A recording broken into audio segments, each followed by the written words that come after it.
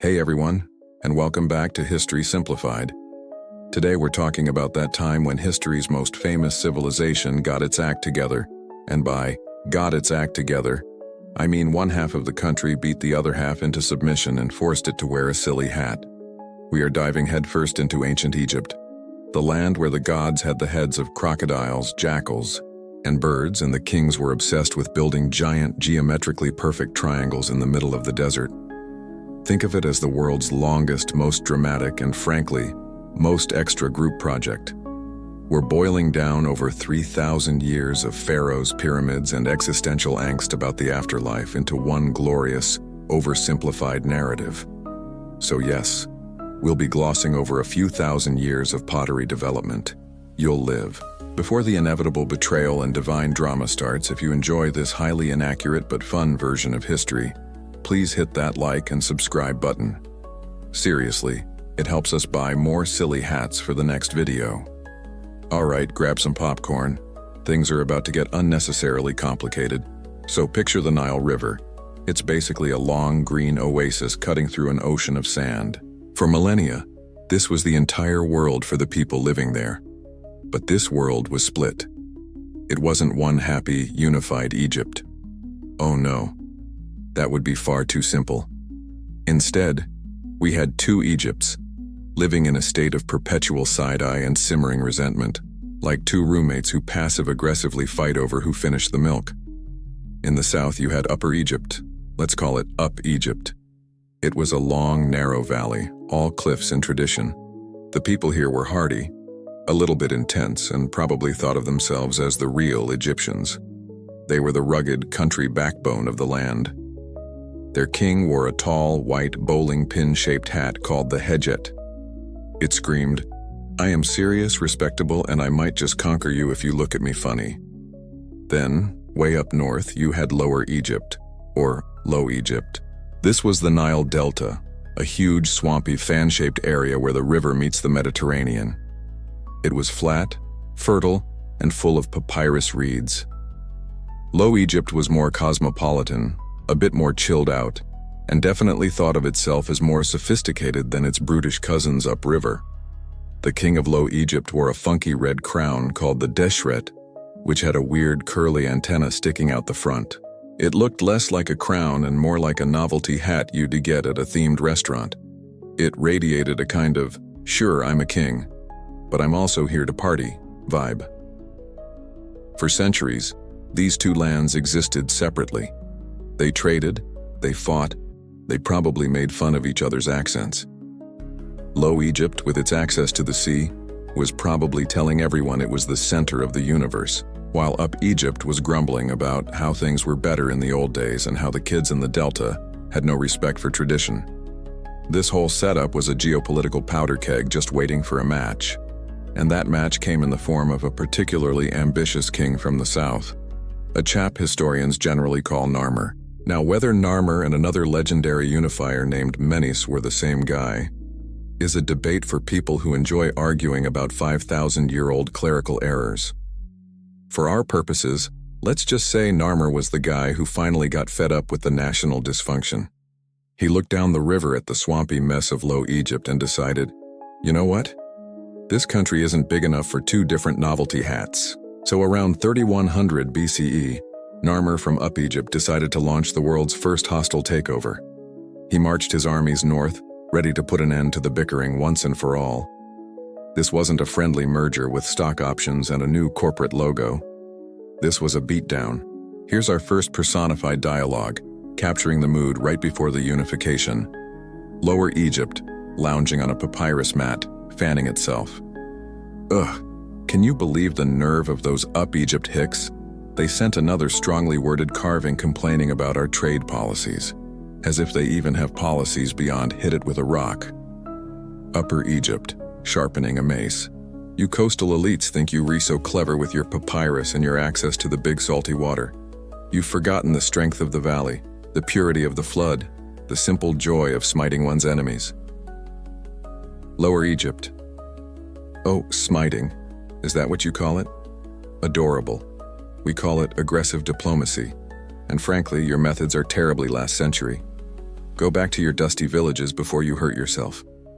Narmer, kicking down the door. All right, I've had it with both of you. Everyone is wearing one crown from now on, and it's going to be a mashup of both of yours, and you are going to like it. And that's pretty much what happened. Narmer conquered Lower Egypt, and to commemorate his victory, he created one of the most important artifacts in history, the Narmer palette. This thing is basically the ancient world's first ever Instagram post. It's a carved stone slab that shows Narmer, wearing his big white bowling pin hat, about to bash in the skull of the defeated king of Lower Egypt. On the other side, he's wearing the red party hat, surveying the headless bodies of his enemies. It's the most unsubtle piece of political propaganda imaginable. The message was clear. I am in charge now. Any questions? To symbolize this new unified kingdom, Narmer created the Shent, the double crown, by literally shoving the white crown inside the red one. It looked just as awkward as it sounds, a hat on top of a hat. This wasn't just fashion. It was a political statement that said, "We are one nation now by force, and this uncomfortable headgear proves it." He founded a new capital city, Memphis, right on the border between the two former lands, a neutral ground where neither side could feel totally at home, the perfect place for a tense, newly merged family to live. Which brings me to my little meta-commentary. The entire glorious 3,000-year saga of ancient Egypt, the civilization that gave us pyramids, hieroglyphs, and the concept of divine kingship, was founded on one region bullying the other into submission. This wasn't a beautiful, harmonious union of two cultures. It was a shotgun wedding where one of the partners was holding a mace. The stability that followed was incredible, but it was stability born from conquest. It set a precedent that would define the next 3 millennia. Unity is great, but it is best achieved when one guy is in charge of everything and has a really big army. And so, with two crowns awkwardly jammed together and a brand new capital full of suspicious neighbors, the story of dynastic Egypt officially begins. So Narmer, or whoever he was, had successfully duct-taped Egypt together. The new nation stood as a single, albeit twitchy entity. But here's the problem with hostile takeovers. The employees in the newly acquired branch office, in this case, all of Lower Egypt, aren't exactly thrilled with the new management. They remember the good old days when they had their own king and their own quirky red crown. Grumbling was rampant. Productivity was probably low. The potential for a full-scale rebellion was simmering just beneath the surface of the Nile mud. The first pharaohs of the newly minted First Dynasty had a massive PR problem on their hands. How do you convince half a country that they should be happy they were conquered? You can't just rule by force forever. It's exhausting, it's expensive, and your soldiers eventually get tired of marching up and down the river playing whack-a-mole with provincial uprisings. You need something stickier. You need an idea. A big one. And the idea they came up with was so breathtakingly audacious, so wildly arrogant, that it would define Egypt for the next 3,000 years. They decided the king wasn't just a king anymore. He was a god. This wasn't tea like later kings who would claim to be divinely appointed or chosen by the gods. No, that was for amateurs. The Egyptian pharaohs went all in. They declared that the living king was the physical manifestation of the falcon god, Horus, one of the most powerful deities in the sky. Your king wasn't just a guy who made laws, he was a walking, talking piece of the cosmic order. His heartbeats were the rhythm of the universe. His commands were the will of the heavens. This was the ultimate political masterstroke. It elevated the pharaoh from a mere conqueror to a fundamental component of reality itself. Questioning the pharaoh was like questioning gravity. You could do it, but you just end up looking stupid and falling on your face. This new ideology of divine kingship became the superglue for the fragile new state. It was a complete rebranding of the monarchy. The pharaoh was now the sole intermediary between the gods and humanity. Is the Nile flooding properly, ensuring a good harvest? Thank the pharaoh for his divine presence maintains Mayat, the cosmic balance of order and justice. Is the sun rising every morning? You're welcome, says the pharaoh. Is there a drought or a famine? Well, that was also the pharaoh's fault, which was the one tiny downside to this otherwise brilliant arrangement. Being a god king was a high-stakes, high-pressure job with a killer title. but absolutely zero room for error. To manage their new god-sized portfolio, they had to invent a massive bureaucracy basically overnight. They needed officials, viziers, tax collectors, and scribes to run this sprawling unified land. And the divine king thing made it all work. Grain wasn't a tax paid to a government.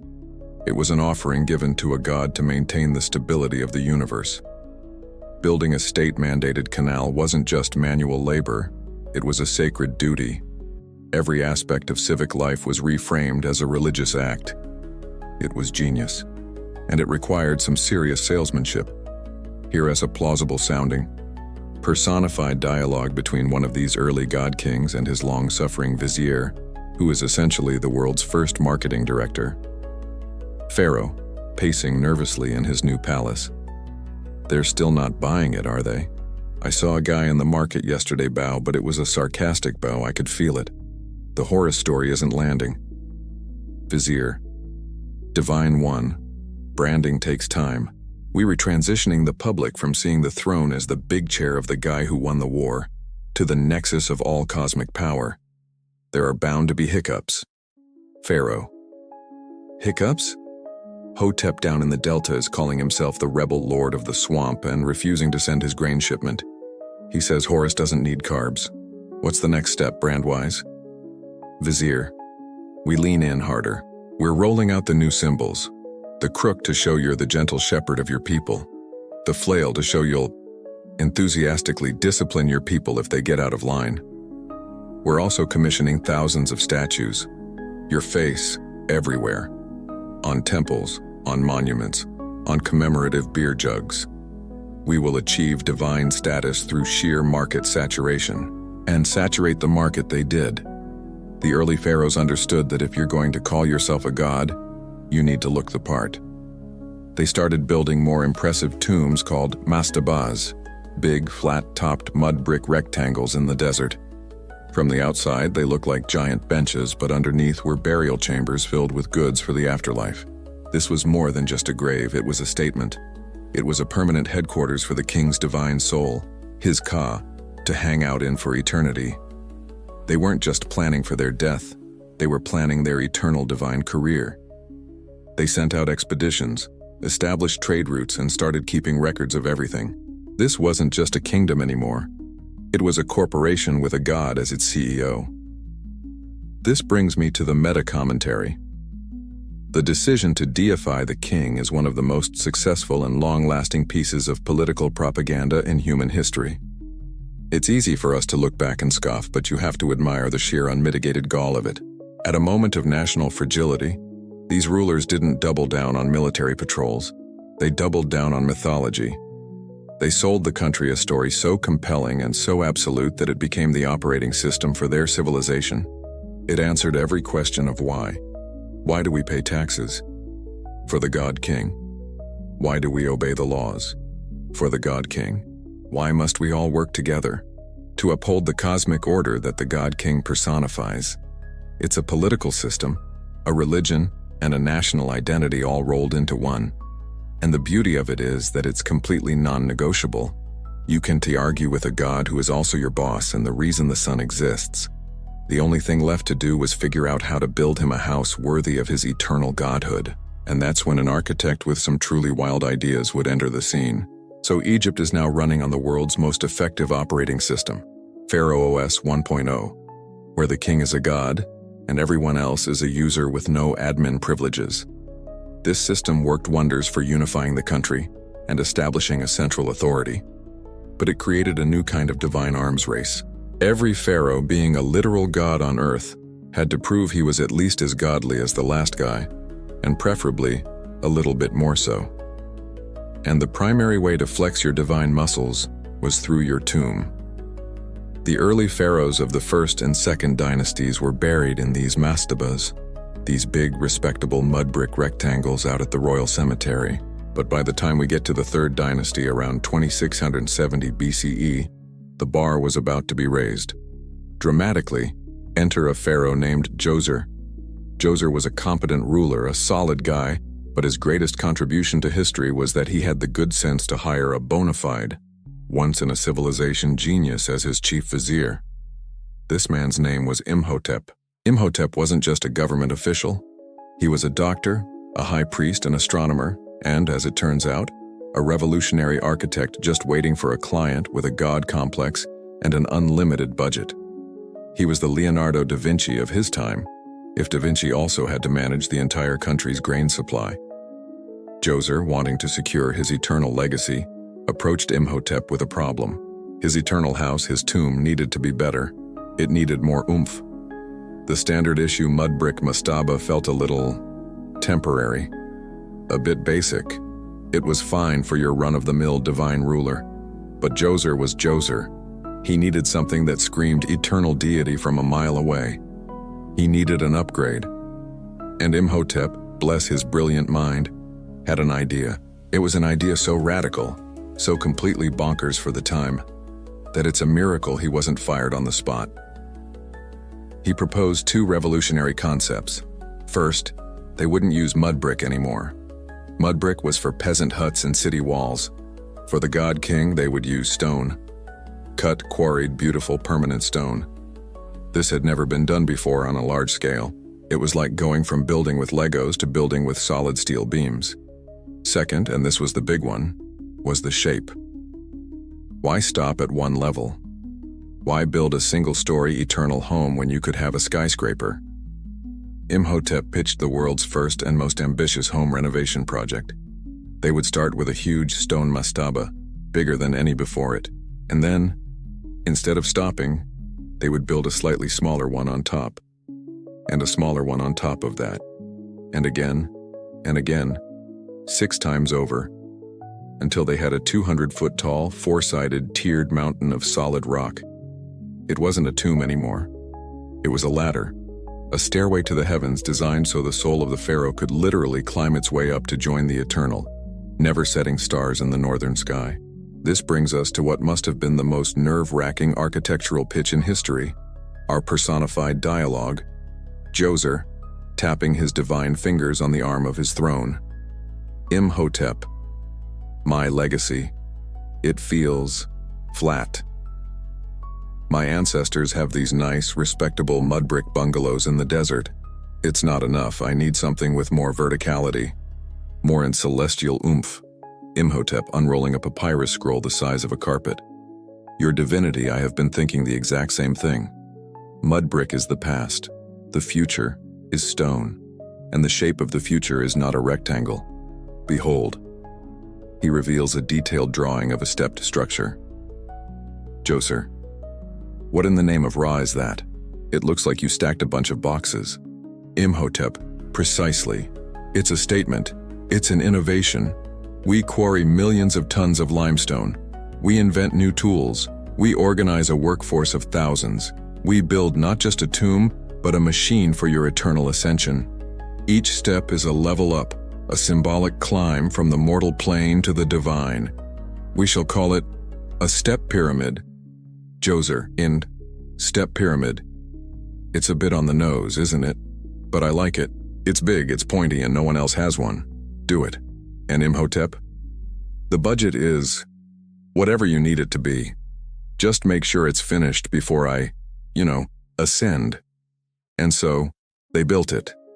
At Saqqara, the vast necropolis of the capital city Memphis, Imhotep orchestrated a project of unimaginable complexity. He was inventing stone architecture and large-scale civil engineering on the fly. He had to figure out how to quarry limestone blocks, how to transport them, how to lift them into place with nothing but ropes, ramps, and sheer human muscle. The final structure was an absolute triumph. It dominated the landscape, a man-made mountain of pale, shining limestone, visible for miles. But it wasn't just the pyramid. Imhotep surrounded it with a massive complex, a 37-acre eternal theme park for Djoser's soul.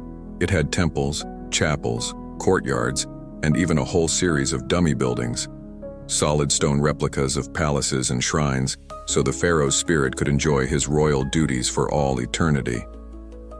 This project single-handedly kicked off what we now call the Old Kingdom, the Age of the Pyramids. It was a declaration in stone that Egypt was no longer a scrappy, newly unified nation. It was a powerhouse, A civilization with the resources, the organization, and the sheer audacity to build for eternity. And here is my meta-commentary on this whole endeavor. The Step Pyramid is arguably the most important building in human history, not because of its size, but because of its idea. This was the moment our species collectively decided that we could and should build things that are completely, gloriously useless. The pyramid doesn't provide shelter. It doesn't store grain. It doesn't irrigate fields. Its only function is to be a giant symbolic status symbol for a dead king's soul. It is architecture as pure ideology. Every monumental structure that followed, from the Parthenon to the Eiffel Tower to the Burj Khalifa, exists in the shadow of this first great leap of architectural ambition. It was the birth of the monument, the ultimate proof that if you give humans a good enough story, like a divine king who needs a stairway to heaven, they can and will literally move mountains.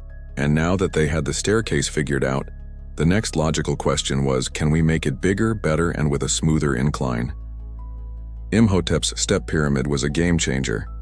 It was the proof of concept, the hit indie album that goes platinum and changes the entire music scene. Suddenly, every pharaoh needed a pyramid, and the race for architectural glory was on. The kings who followed Djoser immediately started experimenting, trying to perfect this new and exciting tomb technology. This led to what you might call the beta testing phase of pyramid construction, which was mostly overseen by one particularly determined pharaoh named Sneferu, the founder of the 4th dynasty, and the father of our next protagonist. Sneferu was obsessed. The man didn't just build one pyramid, he built 3. His first attempt at a place called Madam, basically, fell apart. It was an engineering oopsie, a collapsed cake of a pyramid. Undeterred, he moved to a new site, Dashur, and started again. This time, about halfway through construction, his architects realized their angle was too steep and the whole thing was in danger of caving in, so they panicked and changed the angle, resulting in the famous bent pyramid. A structure that looks exactly like it sounds, a perfect pyramid that suddenly loses its nerve and slumps toward the top. It is the architectural equivalent of starting a diet with great enthusiasm and then giving up halfway through. Still not satisfied, the relentlessly stubborn Sneferu tried one last time. For his 3rd pyramid, the Red Pyramid, he finally got it right. A perfect, smooth-sided, geometrically gorgeous true pyramid. It was a triumph. Sneferu, the king of trial and error, had finally cracked the code. He had set the stage. And his son, Khufu, who had been watching all of this, took one look at his dad's 3 pyramids and said, "That's cute. Hold my beer." Khufu was not a man interested in beta testing. He wanted the finished product, the final boss, the undisputed heavyweight champion of all tombs, forever. He ascended the throne around 2580 BCE and immediately launched the most ambitious construction project in the history of the world, the Great Pyramid of Giza. This wasn't just an upgrade on his dad's work. This was a complete shattering of all previous scales of human endeavor. Everything about this project is so ludicrously extreme that it sounds like fiction. They took a 13-acre patch of desert plateau and leveled it with almost perfect precision. They then proceeded to quarry, transport, and perfectly place 2.3 million blocks of limestone and granite, each weighing an average of 2.5 tons. The largest granite beams, used to roof his burial chamber, weighed up to 80 tons apiece. For perspective, that's the weight of a modern battle tank. And they moved these things from a quarry 500 miles away using nothing but boats, sleds, ropes, and a frankly terrifying amount of well-organized manpower. For 20 years, the Giza Plateau was the busiest construction site on the planet, and the final product was a monster. It rose 481 feet into the sky, making it the tallest structure on Earth for the next 3,800 years. This undertaking was less of a building project and more of a national obsession, and at the center of it was one man's ego. This leads to our personified dialogue, a project check-in that probably happened every single morning for 2 decades. Khufu, staring at a scale model of Giza. Hemiunu, status report. Does my eternal resurrection machine yet blot out the sun with its sheer magnificence? Hemiunu, the vizier and architect looking like he hasn't slept in a decade. Divine 1. Progress is monumental. The third level is complete. However, the foremen have a question regarding the internal shafts. They want to know why they must be aligned with the constellation of Orion with a precision of 1/50th of a degree. Khufu. Why? Why? Because when my soul shoots out of this thing to become an eternal star, I don't want to miss.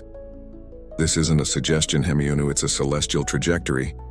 Do you want my divine spirit to get lost and end up in the wrong afterlife? Think of the paperwork, Hemiunu. Of course not, great Pharaoh. Celestial trajectory it is. On a more earthly matter, the workers' beer rations are running low. Again, morale is damp. Khufu. Then brew more beer. Divert the entire national barley supply if you have to. My immortality is at stake and I will not have it jeopardized by a sober workforce. Now, contrary to the movies, this wasn't built by slaves being whipped into submission. We know from excavations of the workers' village at Giza that this was a dedicated, skilled, and well-fed crew of Egyptian citizens. They were organized into competing teams with names like the Drunkards of Menkore and the Friends of Khufu. They received wages in the form of bread, beer, and other rations. They had on-site medical care, including evidence of doctors setting broken bones. This was a national project, likely a form of seasonal labor for farmers during the Nile's inundation when the fields were flooded. It was the ancient world's version of a massive public works project, except the public work was a tomb for one guy. When finished, the Great Pyramid wasn't the rough, sand-colored monument we see today. It was encased in gleaming, highly polished white limestone from the Tura quarries, fitted together so perfectly you couldn't slide a knife blade between the stones. It would have shone like a beacon, a brilliant, blindingly white jewel in the desert, capped with a pyramidion that was possibly made of gold. It was designed to be a spectacle, a statement, and that's the meta-commentary. The Great Pyramid of Giza is the ultimate monument to the power of a single, centralized idea. It's what happens when you combine a belief in divine kingship with a highly efficient bureaucracy, a unified population, and a pharaoh with an ego the size of a mountain. Think of the sheer focused will required. For 20 years, a significant chunk of Egypt's entire GDP was poured into this one project. It's a stunning achievement of human engineering and organization, but it's also a monument to absolute, unquestioned authority. It's the physical manifestation of the statement, "My personal afterlife is more important than anything else your entire generation will ever do." And while it's beautiful and awe-inspiring, it's also a little bit terrifying. The pharaohs had perfected the pyramid, but in doing so, they may have stretched their kingdom and their resources to the absolute breaking point. The Great Pyramid was the peak, the mic drop, the magnum opus of the Old Kingdom. Khufu had done it. He had built the biggest, baddest tomb of all time. His son, Khafre, came along and gave it a respectable shot, building the second largest pyramid at Giza and, just to add a little artistic flair, carving a giant human-headed lion, the Sphinx, to guard the whole complex. It was a solid effort. Then his son, Menkaura, built the third and much smaller pyramid. You can almost feel the energy draining away. It's like watching a rock band put out a legendary album, followed by a decent one, followed by a sad little EP that nobody buys. The pyramid-building frenzy, the national obsession that had defined the Fourth Dynasty, was running out of steam, and more importantly, it was running out of money. These projects were colossally expensive.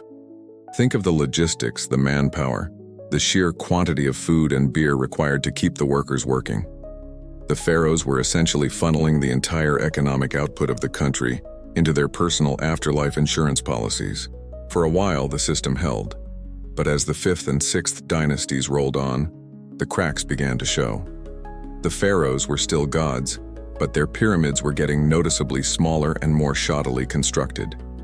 Meanwhile, a new class of powerful nobles and provincial governors, known as nomarchs, was on the rise. These were the guys in charge of the various provinces, or nomes, of Egypt. Their job was to collect taxes and administer their region on behalf of the king. But as the central government spent itself into a corner, these nomarchs started getting ideas. The whole delicate balance of power rested on the divine authority and undeniable might of the pharaoh in the capital city of Memphis. But what happens when that authority starts to look a little shaky? What happens when the God King at the center of the universe starts to seem, well, old? This brings us to Pepi II. Pepi II ascended to the throne of Egypt as a little boy around 2278 BCE, and then he stayed there, and stayed there, and stayed there. According to historical tradition, Pepi II ruled for 94 years. 94. It's one of the longest reigns of any monarch in human history, and while that sounds impressive in reality, it was an absolute catastrophe for the stability of the Egyptian state. For the first few decades, things were probably fine. But as Pepi II entered his 60s, then his 70s, his 80s, and his 90s, the system began to rot from the head down. The all-powerful, vigorous God King was now a frail old man. His ability to project power and command the absolute loyalty of his provincial governors dwindled with each passing year. The nomarchs, many of whom were hundreds of miles away from the capital, started to realize that the memos coming out of the palace weren't so much divine decrees as they were the tired suggestions of a very, very old man. This slow-motion collapse of central authority is best captured in this personified dialogue between two ambitious nomarchs chatting at a regional governors' conference. Nomarch Intef of Thebes. Akim, my friend, good to see you. Did you get the latest papyrus from Memphis? Something about Pepi II's 90th Jubilee celebration. They're requesting a voluntary contribution of 1,000 cattle. Nomarch Akim of Thinis, I got it. It went straight into the recycling for new sandals pile. Voluntary contribution? Please, I'm keeping the cattle. The people of Thinis need them. Plus, I'm building a rather lovely extension on my tomb. The carvings are exquisite. Intef. You too? I've started my own court, you know. Hired my own scribes, my own priests. My son is set to inherit my position as governor. We're basically a dynasty now. The Intef dynasty of Thebes. Has a nice ring to it. Akim, exactly. Why should we send all our wealth to a capital run by a man who was coronated before our great-grandfathers were born? We are the power in Egypt now. Memphis is just a retirement home with a crown. On top of this political decay, Egypt was hit with a climatic disaster. A prolonged period of drought settled over the region. The life-giving annual flood of the Nile became weak and unreliable. Crops failed, famine spread. This was more than just an economic problem. It was a theological crisis. The pharaoh's number one job, the core promise of his divinity, was to maintain Ma'at, the cosmic order, and the most visible sign of Ma'at was a healthy, predictable Nile flood. When the river failed, the pharaoh had failed. The very foundation of the old kingdom's ideology was crumbling. Pepi II, the ancient god king, couldn't make it rain. Power, like water, always flows to the lowest point, and in this case the power flowed away from the dusty ancient court in Memphis and into the hands of the regional nomarchs, who were on the ground dealing with the famine and commanding the loyalty of their local populations. They stopped identifying as mere officials of the king and began acting like kings themselves, establishing hereditary rule in their provinces and treating their territories as private kingdoms. The unity that Narmer had forged with a mace was dissolving through sheer neglect and old age. And this is the meta-commentary. The collapse of the Old Kingdom is a perfect lesson in the fragility of a system built around a single point of failure. The whole ideology was based on the idea that the pharaoh was a god, an infallible anchor of cosmic stability. But they built this perfect, divine system and then staffed it with fragile, aging, mortal humans. Pepi II's reign demonstrates that longevity isn't always a blessing. He outlived his own authority. He outlived the effectiveness of his government. The state didn't fall to a great invasion or a bloody revolution. It simply withered away over the course of one man's unnaturally long life.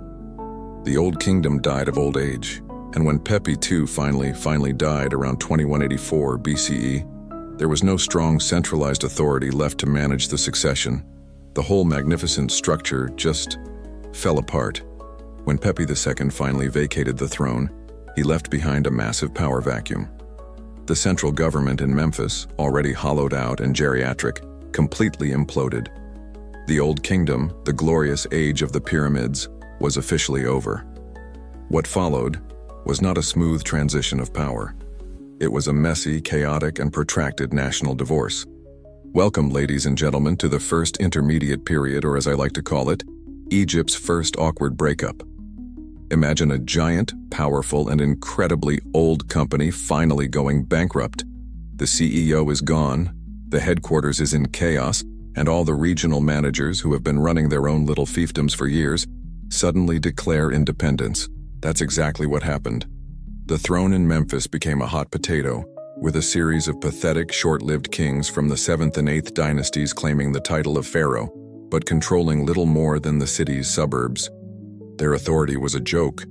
The real power was now scattered across the country, held by the nomarchs who had been waiting in the wings for this very moment. Egypt, for the first time in over 500 years, was no longer a single unified country. It was a patchwork quilt of petty kingdoms, each ruled by a local strongman who was busy building his own army, collecting his own taxes, and carving his own very important-looking titles onto the walls of his very fancy new tomb. It was a free-for-all. The lamentation texts from this period paint a grim picture of a world turned upside down. Scribes wrote of chaos, famine, and civil war. The social order had collapsed. The land spins round as does a potter's wheel. One text moans, "The bowman is ready. Wrongdoing is throughout the land, and there is no end to it." It was, to put it mildly, a very stressful time to be an Egyptian. Out of this nationwide squabble, two major power blocks eventually emerged, like two rival CEOs battling for control of the fractured company. In the north, a powerful family of rulers set up shop in the city of Heracleopolis. They formed the 9th and 10th dynasties and managed to seize control of the old capital of Memphis and the fertile Nile Delta. They saw themselves as the rightful heirs to the pharaonic tradition, the legitimate new management.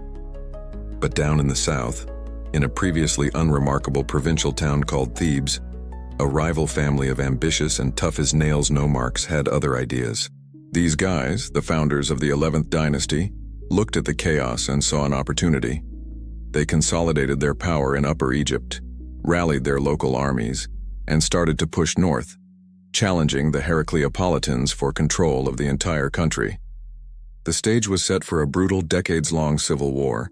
This rivalry between the North and the South became the defining conflict of the era. Best imagined in this personified dialogue between the two would be kingdoms. Heracleopolis, wearing a slightly too large crown it found in Memphis. A message to the provincial rabble in Thebes: cease this foolish rebellion at once. We are the legitimate kings. We hold the ancient capital. The gods, and more importantly the international trade routes, are on our side. Thebes, sharpening its spears. Legitimate? You're glorified city managers who got lucky. True strength doesn't come from occupying a dusty old city. It comes from the fierce loyalty of the southern valleys and our mighty war god Montu. We are the future of Egypt, not a sad echo of its past. Heracleopolis, you are a cultural backwater. Your art is clumsy, and your accents are dreadful. We are trying to restore order, dignity, and proper bureaucratic procedure to this nation. Thebes, we'll restore order, all right. Our kind of order, and it will be delivered on the end of a spear. See you at the border, Your Majesty. This period was a profound psychological shock to the Egyptian people. Their entire worldview was built on the idea of Ma'at, divine order, harmony, and stability, all personified by the god king. Now Ma'at was dead. Chaos, or Isfet, reigned supreme. There wasn't one god king, there were two guys and a dozen other wannabes all claiming the title and killing each other's people. This crisis forced a lot of Egyptians to rethink some fundamental beliefs, which brings us to the meta-commentary. It's easy to dismiss the first intermediate period as a dark age, a chaotic gap between two glorious kingdoms, but that's missing the point. This era of collapse was also an era of incredible innovation, especially in religion. Before this, the super deluxe, 5-star afterlife was pretty much exclusively for the pharaoh. He was the one who got to ascend to the heavens and hang out with the gods. Everyone else was, at best, a background character in his eternal story.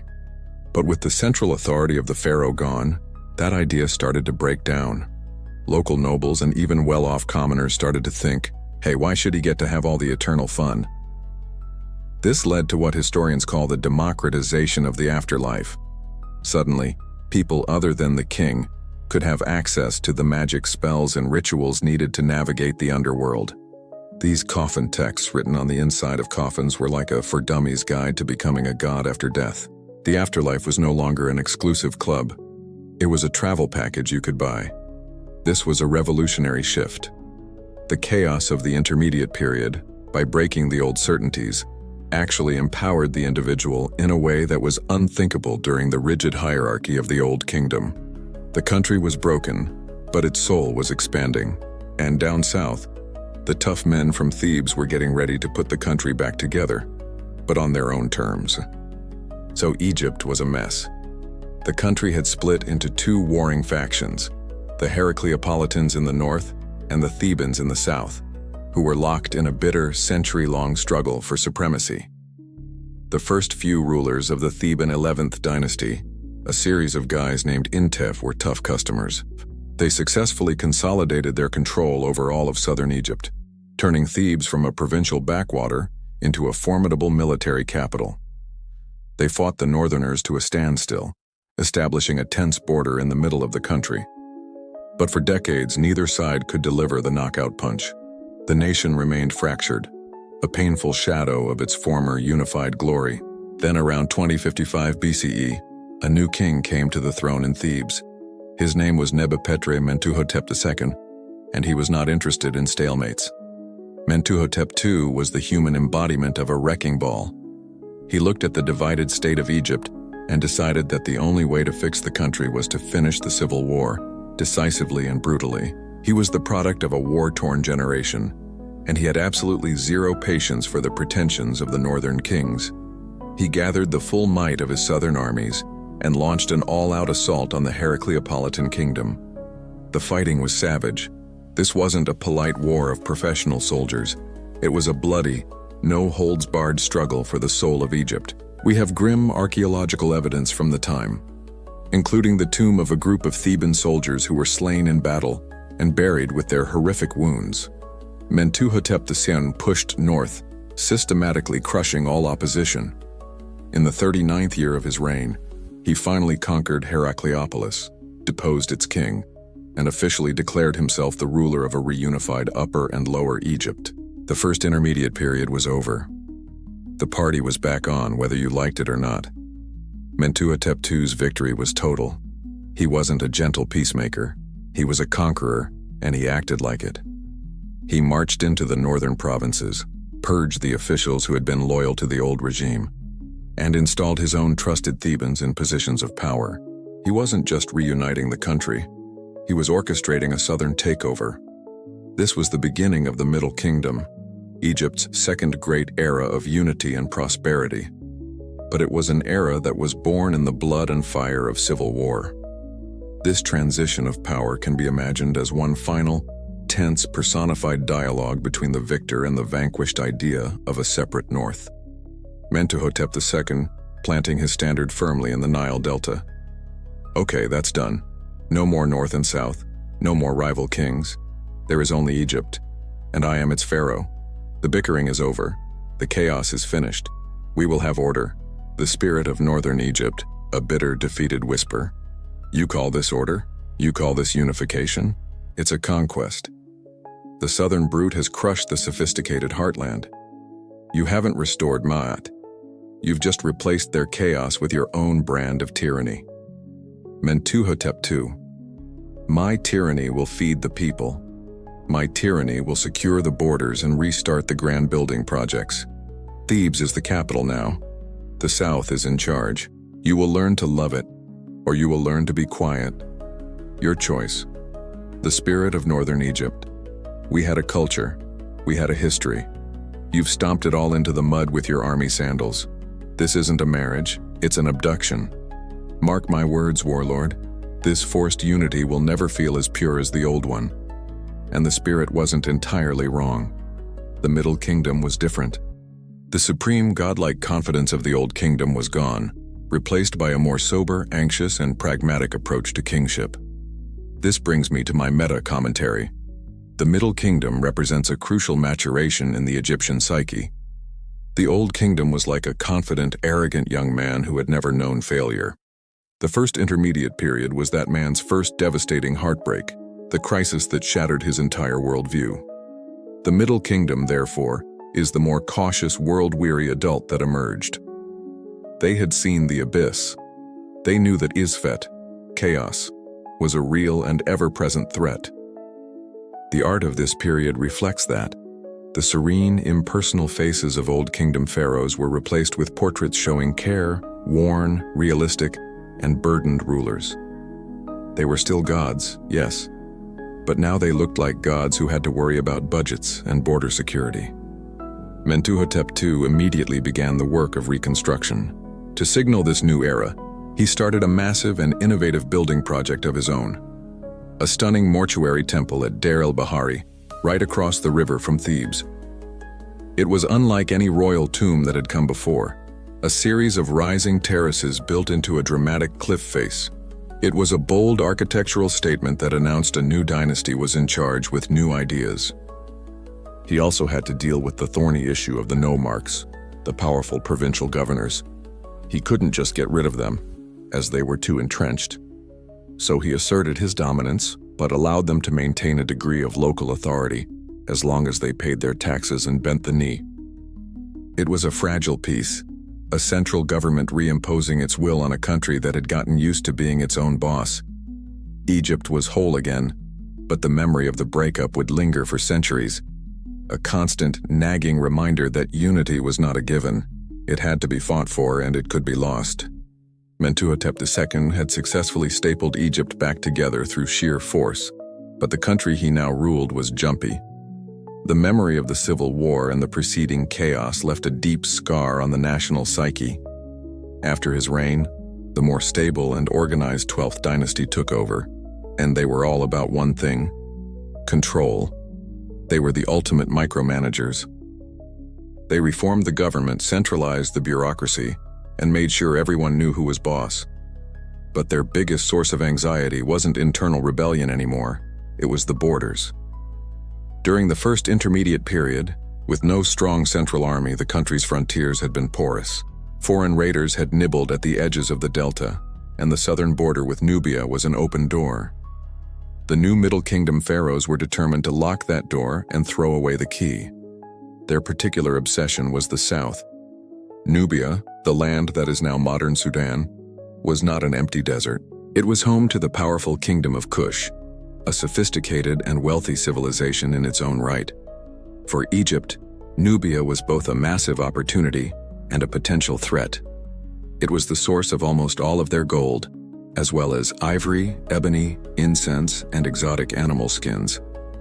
It was the gateway to the riches of Africa, but the Kushites were also tough, well-organized, and excellent soldiers, especially archers, which is why the Egyptians often called Nubia Taseti, the land of the bow. The Middle Kingdom wanted Nubia's gold, but they did not want a strong, unified Nubian kingdom on their doorstep that might get ideas about marching north. So pharaohs like Senusret the Run, and most notably the terrifyingly intense Senusret III, decided on a solution. It was a solution born of paranoia, military genius, and an unlimited budget for mud bricks. They decided to build a wall. Not a single wall like in China, but something far more complex and insidious. A chain of the most ridiculously over-engineered fortresses the ancient world had ever seen.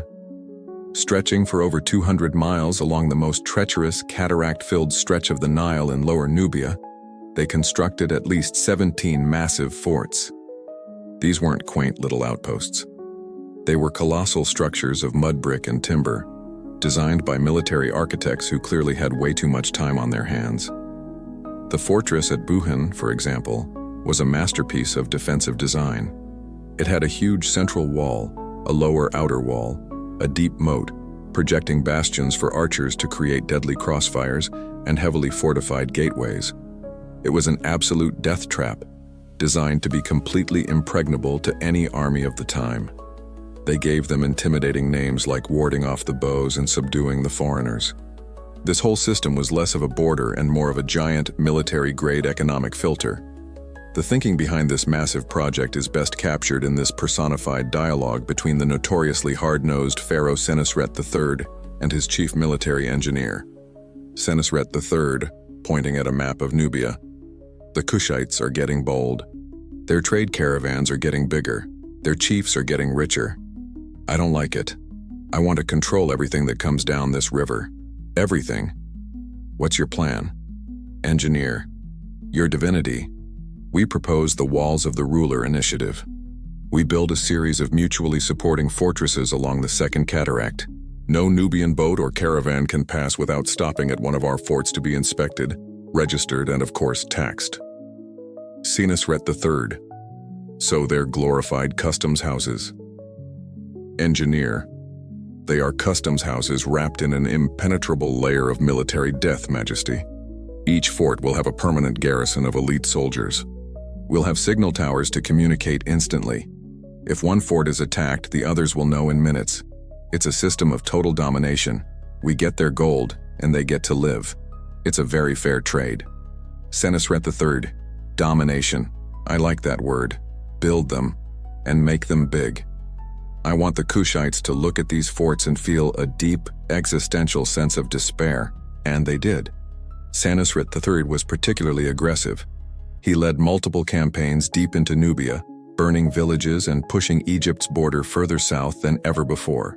He then set up commemorative stone slabs, or stelae, at the new frontier. One of them reads, "I have made my boundary, having sailed further south than my fathers. I am a king who speaks and acts. The one who attacks me is the one who will be put to flight. As for any son of mine who shall maintain this boundary which my majesty has made, he is my son. As for him who shall abandon it, who shall not fight for it, he is not my son. He is not born to me." It's the most intense "don't touch my stuff" sign in history, carved in granite. This brings me to the meta-commentary. This massive fortress-building campaign is the perfect expression of the Middle Kingdom's soul. The Old Kingdom looked inward and upward, focusing its energy on building pyramids as launch pads to the heavens. The Middle Kingdom looked outward at its borders with a new, pragmatic, and deeply suspicious eye. This is the shift from a purely theological state to a geopolitical one. They were still ruled by a god-king, but this god-king was now acting like a hard-nosed imperialist. The goal wasn't just to maintain cosmic order, it was to control trade routes, exploit natural resources, and neutralize foreign threats. It was a foreign policy based on overwhelming military presence and economic strangulation. It was brutally effective and established a pattern of Egyptian-Nubian relations for the next 1,000 years. But while they were so laser-focused on locking down the back door to the south, they were paying less and less attention to the front door in the northeast. And someone was about to come knocking. The Middle Kingdom was, for a while, a roaring success. The pharaohs of the 12th dynasty had it all figured out. The government was efficient, the art was beautiful, and the southern border was a fortress-lined death trap. They were confident, powerful, and in total control. But history has a nasty habit of repeating itself. Just like at the end of the Old Kingdom, this golden age of stability began to fizzle out. The powerful 12th dynasty gave way to the much weaker and more chaotic 13th dynasty. The throne once again became a revolving door of short-reigning, ineffective kings. Central authority began to weaken. Provincial governors started getting ideas again, and while the Egyptians were distracted by their own internal decline and keeping a close eye on their southern border, they completely failed to notice a new and very different kind of threat slowly taking root in their own backyard. For decades, even during the strong years of the Middle Kingdom, people from the Levant, Asiatics, as the Egyptians called them, had been migrating into the eastern Nile Delta. They weren't an invading army. They came peacefully, as traders, herders, skilled craftsmen, and even soldiers for hire in the Pharaoh's army. They settled down, built towns, and integrated into Egyptian society. The Egyptians, in their typical superiority complex, probably didn't think much of it. They were just foreigners, living on the swampy fringes of the Great Kingdom. What harm could they do? Well, as it turns out, a lot. As the 13th dynasty got weaker and weaker, the power vacuum in the north grew. The Egyptian government's control over the delta became purely theoretical, and this large, prosperous community of Asiatic immigrants, who the Egyptians would later call the Hekau Kasut, or rulers of foreign lands, which gets corrupted into Hyksos, started to organize. They saw the rotting political structure of Egypt and realized there was nothing stopping them from taking over. Around 1650 BCE, a Hyksos leader did just that.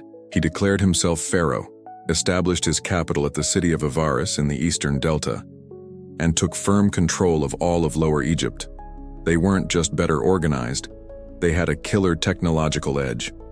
The Hyksos brought with them the latest and greatest in Bronze Age military hardware, things the Egyptians had never seen before. They introduced the horse-drawn chariot, a terrifyingly fast and mobile weapons platform that could run circles around clumsy Egyptian infantry.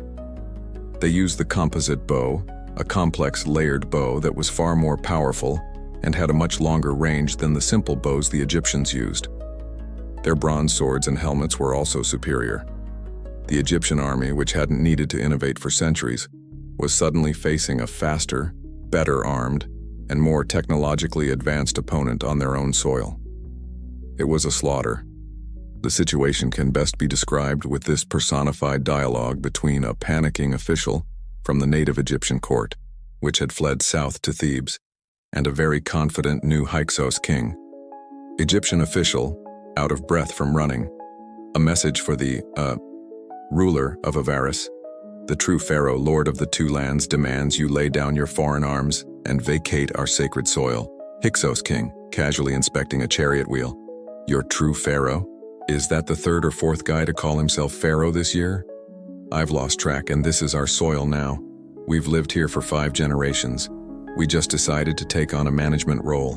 The place was being run into the ground. Egyptian official, this is an outrage, an affront to Ma'at. You are barbarians. Hyksos king. Are we? We use your scribes, we worship your gods, we're particularly fond of Seth, he's got a rebellious energy we appreciate. We've even adopted the title of pharaoh. We're not destroying your culture. We're just making it more efficient. And faster. Much, much faster. Have fun trying to catch our armies on foot, by the way. This was a national trauma unlike anything Egypt had ever experienced. This brings me to the meta-commentary. For their entire history, the Egyptians had operated under the unshakable belief that they were the master race. They were the pinnacle of creation, living in the perfect land protected by the most powerful gods. Everyone else, Nubians to the south, Libyans to the west, Asiatics to the east, were, in their official propaganda, miserable, vile, and wretched inferiors. Their worldview was built on a foundation of cultural and ethnic supremacy. And then the Hyksos came along. These miserable Asiatics didn't just raid the border. They took over half the country, adopted the kingship, and ruled it better than the native Egyptians had been doing for the past 50 years. This event shattered Egypt's sense of superiority. It was the ultimate humiliation. It proved that they weren't special or invincible. It was a brutal lesson that would burn in their memory for centuries, and would forge a new, much more aggressive and militaristic Egypt when they finally got the chance to fight back. The Hyksos rule marks the beginning of the Second Intermediate Period. Once again, the country was broken. The Hyksos 15th dynasty ruled the north from Avaris. A native Egyptian dynasty of vassal kings held on in the middle. And way down south, the Thebans, those stubborn southerners from the last civil war, established their own independent kingdom, the 17th dynasty, biding their time and nursing a burning grudge. To make matters worse, the powerful kingdom of Kush in Nubia took advantage of the chaos, broke free from Egyptian control, and allied themselves with the Hyksos. Egypt was now caught in a vice with foreign rulers to the north and a powerful enemy to the south. The situation looked grim, but in Thebes, the seeds of a rebellion were being sown. So Egypt was once again a fractured nation, a sad parody of its former glory. This second breakup was, in many ways, even more dramatic and humiliating than the first. You had the Hyksos, the foreign shepherd kings, ruling the north with their fancy chariots and their capital at Avaris. Way down south in Nubia, The powerful kingdom of Kush had re-emerged, stronger than ever, and was happily trading with the Hyksos, completely ignoring the native Egyptians caught in the middle. And in that middle, trapped in the southern city of Thebes, was the 17th dynasty of native Egyptian pharaohs. They were kings without a kingdom, rulers of a rump state forced to pay tribute to the foreign king in the north. For decades, a tense and resentful peace held. The Thebans were too weak to challenge the Hyksos directly, and the Hyksos seemed content to let the southerners manage their own affairs as long as the tribute kept flowing north. But you can only humiliate a proud people for so long before they snap. The Thebans were the heirs of Mentuhotep II, the last great uniter of Egypt. The fire of rebellion was smoldering in their hearts, just waiting for a spark.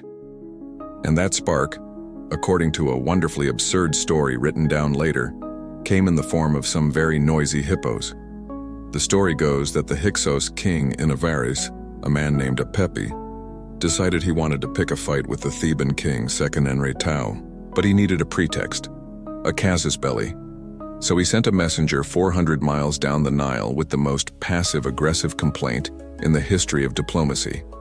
The message claimed that the roaring of the hippopotamuses in the sacred pool at Thebes was so loud that it was disturbing King Apepi's sleep way up in the delta.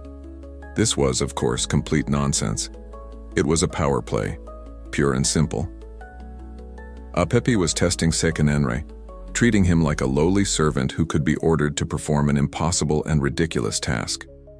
He was flexing his authority as the supreme ruler of Egypt. He probably expected the Theban king to send back a groveling apology. He did not expect the Theban king to use it as a rallying cry for all-out war. Let's imagine that historic long-distance complaint as our personified dialogue. Hyksos King Apepi, dictating to a scribe. To the petty chieftain of Thebes, Sekenenre. It has come to our attention that your hippopotami are excessively loud. Their nocturnal bellowing echoes through the very fabric of the cosmos, and is preventing our divine majesty from getting his required 8 hours. See to it that they are silenced. Immediately. Sekenenre-Tau, reading the message in his throne room, utterly bewildered. The hippos? He's complaining about the hippos? Theban vizier. It is an insult of the highest order, my king. He is mocking you. He is saying your power is so insignificant that he can command the very beasts of your river. Sekenenre. For years we have endured their rule. We have paid their taxes. We have tolerated their foreign gods and their smug, technologically superior chariots. But this is a step too far. No one insults Theban hippos.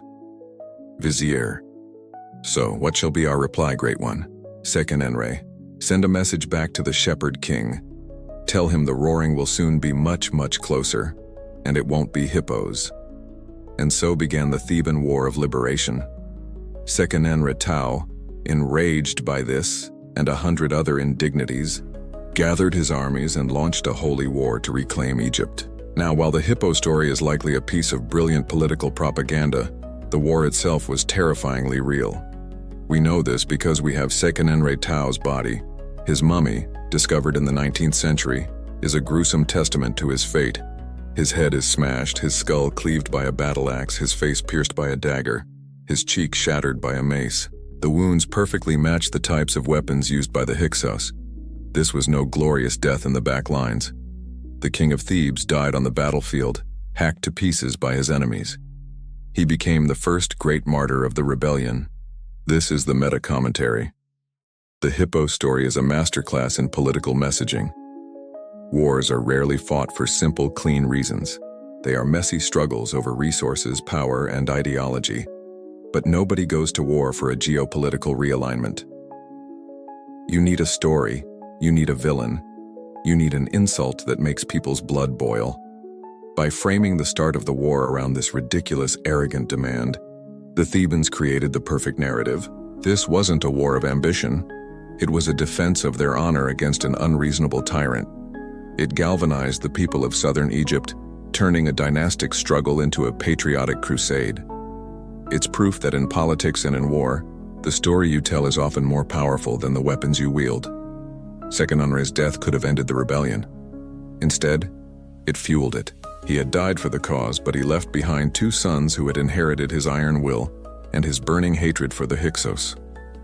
The first was Kamose, who would take up his father's bloody crown and continue the fight. And the second was his younger brother Ahmose, who would one day finish it. The comeback tour had begun, but its first act ended in tragedy. The stage was now set for the sons of Seqenenre to avenge their father and drive the foreigners from the sacred soil of Egypt, once and for all. The heroic death of King Seqenenre Tau did not break the Theban spirit. It crystallized it into a diamond-hard point of vengeful fury. His elder son, Kamose, took the throne, his heart burning with the singular purpose of avenging his father. He wasn't content to just sit in Thebes and rule the south, he wanted the whole country back. Kamose launched a series of daring and brilliant campaigns, pushing north into Hyksos territory further than any Theban king before him. His victory stelae tell a story of righteous anger. He boasts of sailing north, his soldiers eager to slay Asiatics, and of reaching the very walls of the Hyksos capital, Avaris. During his campaigns, his soldiers intercepted a messenger in the desert. The man was carrying a letter from the Hyksos king, Apepi, to the king of Kush. The message was an offer of alliance. The Hyksos would attack Thebes from the north, and the Kushites would attack from the south, and they would crush the native Egyptians between them and divide the spoils. For Kamose, this was the ultimate proof of their treachery. It was no longer just a war against the Hyksos. It was a war for the very survival of their people, a two-front struggle against a foreign conspiracy. Kamose fought with renewed vigor, but his reign was cut short. After only a few years, he died, leaving the Great War of Liberation unfinished. The crown then passed to his younger brother, Ahmose I, who was just a child. The rebellion could have easily fallen apart, but it was held together by the sheer force of will of their mother, the formidable queen Ahotep Thurs. While her son was young, Ahotep acted as regent, rallying the nobles, putting down rebellions, and keeping the war machine primed. She was the glue that held the nation together, a true warrior queen who ensured the family business, kicking out the Hyksos, would continue. Once Ahmose came of age, he was a man possessed by a multi-generational mission. His grandfather had chafed under Hyksos rule. His father had been killed by them, and his brother had died fighting them. This wasn't just policy for Ahmose. It was personal. He unleashed the full concentrated might of the Theban kingdom in a final apocalyptic war. Over the last century, the Egyptians had been learning from their enemies. They had reverse-engineered Hyksos technology. They now had their own chariot corps. They had their own composite bows. They were no longer the clumsy infantry of the past. They were a modern, professional, and incredibly motivated army. Ahmose systematically rolled back the Hyksos frontier, reconquering the cities of Middle Egypt one by one. His final target was the great fortress capital of Avaris itself. The siege was long and brutal. Avaris was heavily fortified and the Hyksos fought desperately, but Ahmose was relentless. After years of fighting, the city finally fell. The Egyptians stormed the walls, sacked the great capital, and sent the Hyksos leadership fleeing for their lives. This was the moment of sweet, sweet revenge. This climactic event is best imagined as a final, shouted ultimatum, our personified dialogue for this section, Ahmose's herald, bellowing from a siege tower outside the crumbling walls of Avaris, a message for the last so-called shepherd king. Pharaoh Ahmose, the uniter of the two lands, the avenger of his father, offers you one final chance to live. Panicked Hyksos general, on the wall. We will never surrender. This is our city, our home. Ahmose's herald. This was never your home. You were squatters, uninvited guests who overstayed their welcome for 100 years. The lease is up. We have learned your lessons. We have mastered your weapons, and our righteous anger burns hotter than 1,000 suns. Abandon Avaris and flee back to Asia, or we will tear this city down to the last mud brick and salt the earth behind you. Ahmose didn't just stop at conquering Avaris. He knew that to be truly safe, he couldn't just evict the house guests. He had to chase them down the street and make sure they never came back. He pursued the remnants of the Hyksos armies into their own territory in the southern Levant. He laid siege to their final stronghold, the city of Sharuhen, for 3 long years. When it finally fell, he utterly destroyed it. The Hyksos as a political and military force were annihilated. The threat was over. Ahmose then turned his attention south, marching his victorious army deep into Nubia, crushing the Kushites and re-establishing Egyptian control far to the south. After more than a century of division and humiliation, Egypt was whole again, larger, stronger, and more militarized than ever before. This was the dawn of the new kingdom. And here we have our meta-commentary. Ahmose's victory was the crucible in which the new kingdom was forged. The experience of being invaded, ruled by foreigners, and having to fight a bloody war of liberation fundamentally rewired the Egyptian brain. Their old isolationist foreign policy was dead. The Hyksos had taught them a brutal lesson. The world is a dangerous place, and if you don't dominate your neighbors, they will eventually dominate you. This led to the birth of Egyptian imperialism. The new policy, which would be pursued with religious zeal by Ahmose's successors, was to create a buffer zone, to control the Levant to the north and Nubia to the south, not just with forts but with direct conquest and occupation. They would build an empire. The goal was to ensure that no foreign power could ever again threaten the sacred soil of the Nile Valley. The new kingdom wasn't going to be a peaceful pyramid-building kingdom. It was going to be an aggressive, expansionist military superpower. And it was all thanks to the house guests who just wouldn't leave. Ahmose had done it. He'd kicked out the Hyksos, reunified the nation, and launched the new kingdom. Egypt was back in business. But this was a new, meaner Egypt. The pharaohs who followed Ahmose, guys like Amenhotep I and Thutmose I, were hardcore warrior kings.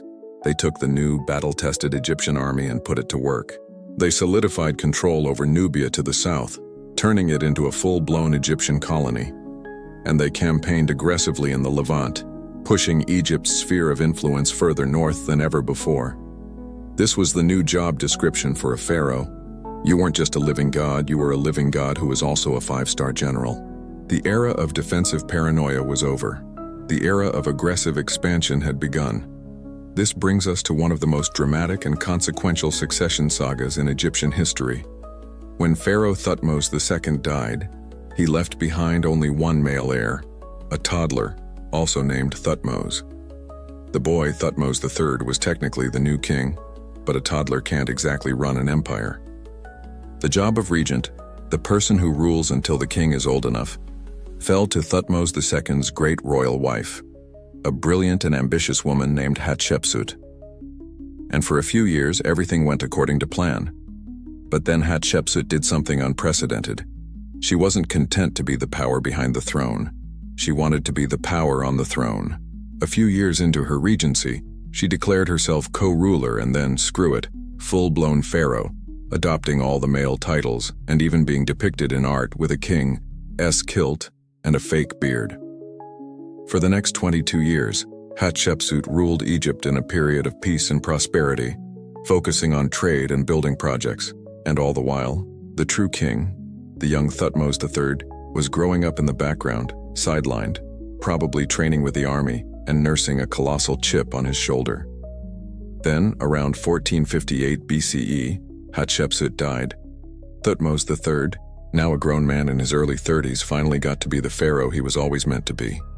And he appears to have been holding in 2 decades of pent-up rage, frustration, and ambition.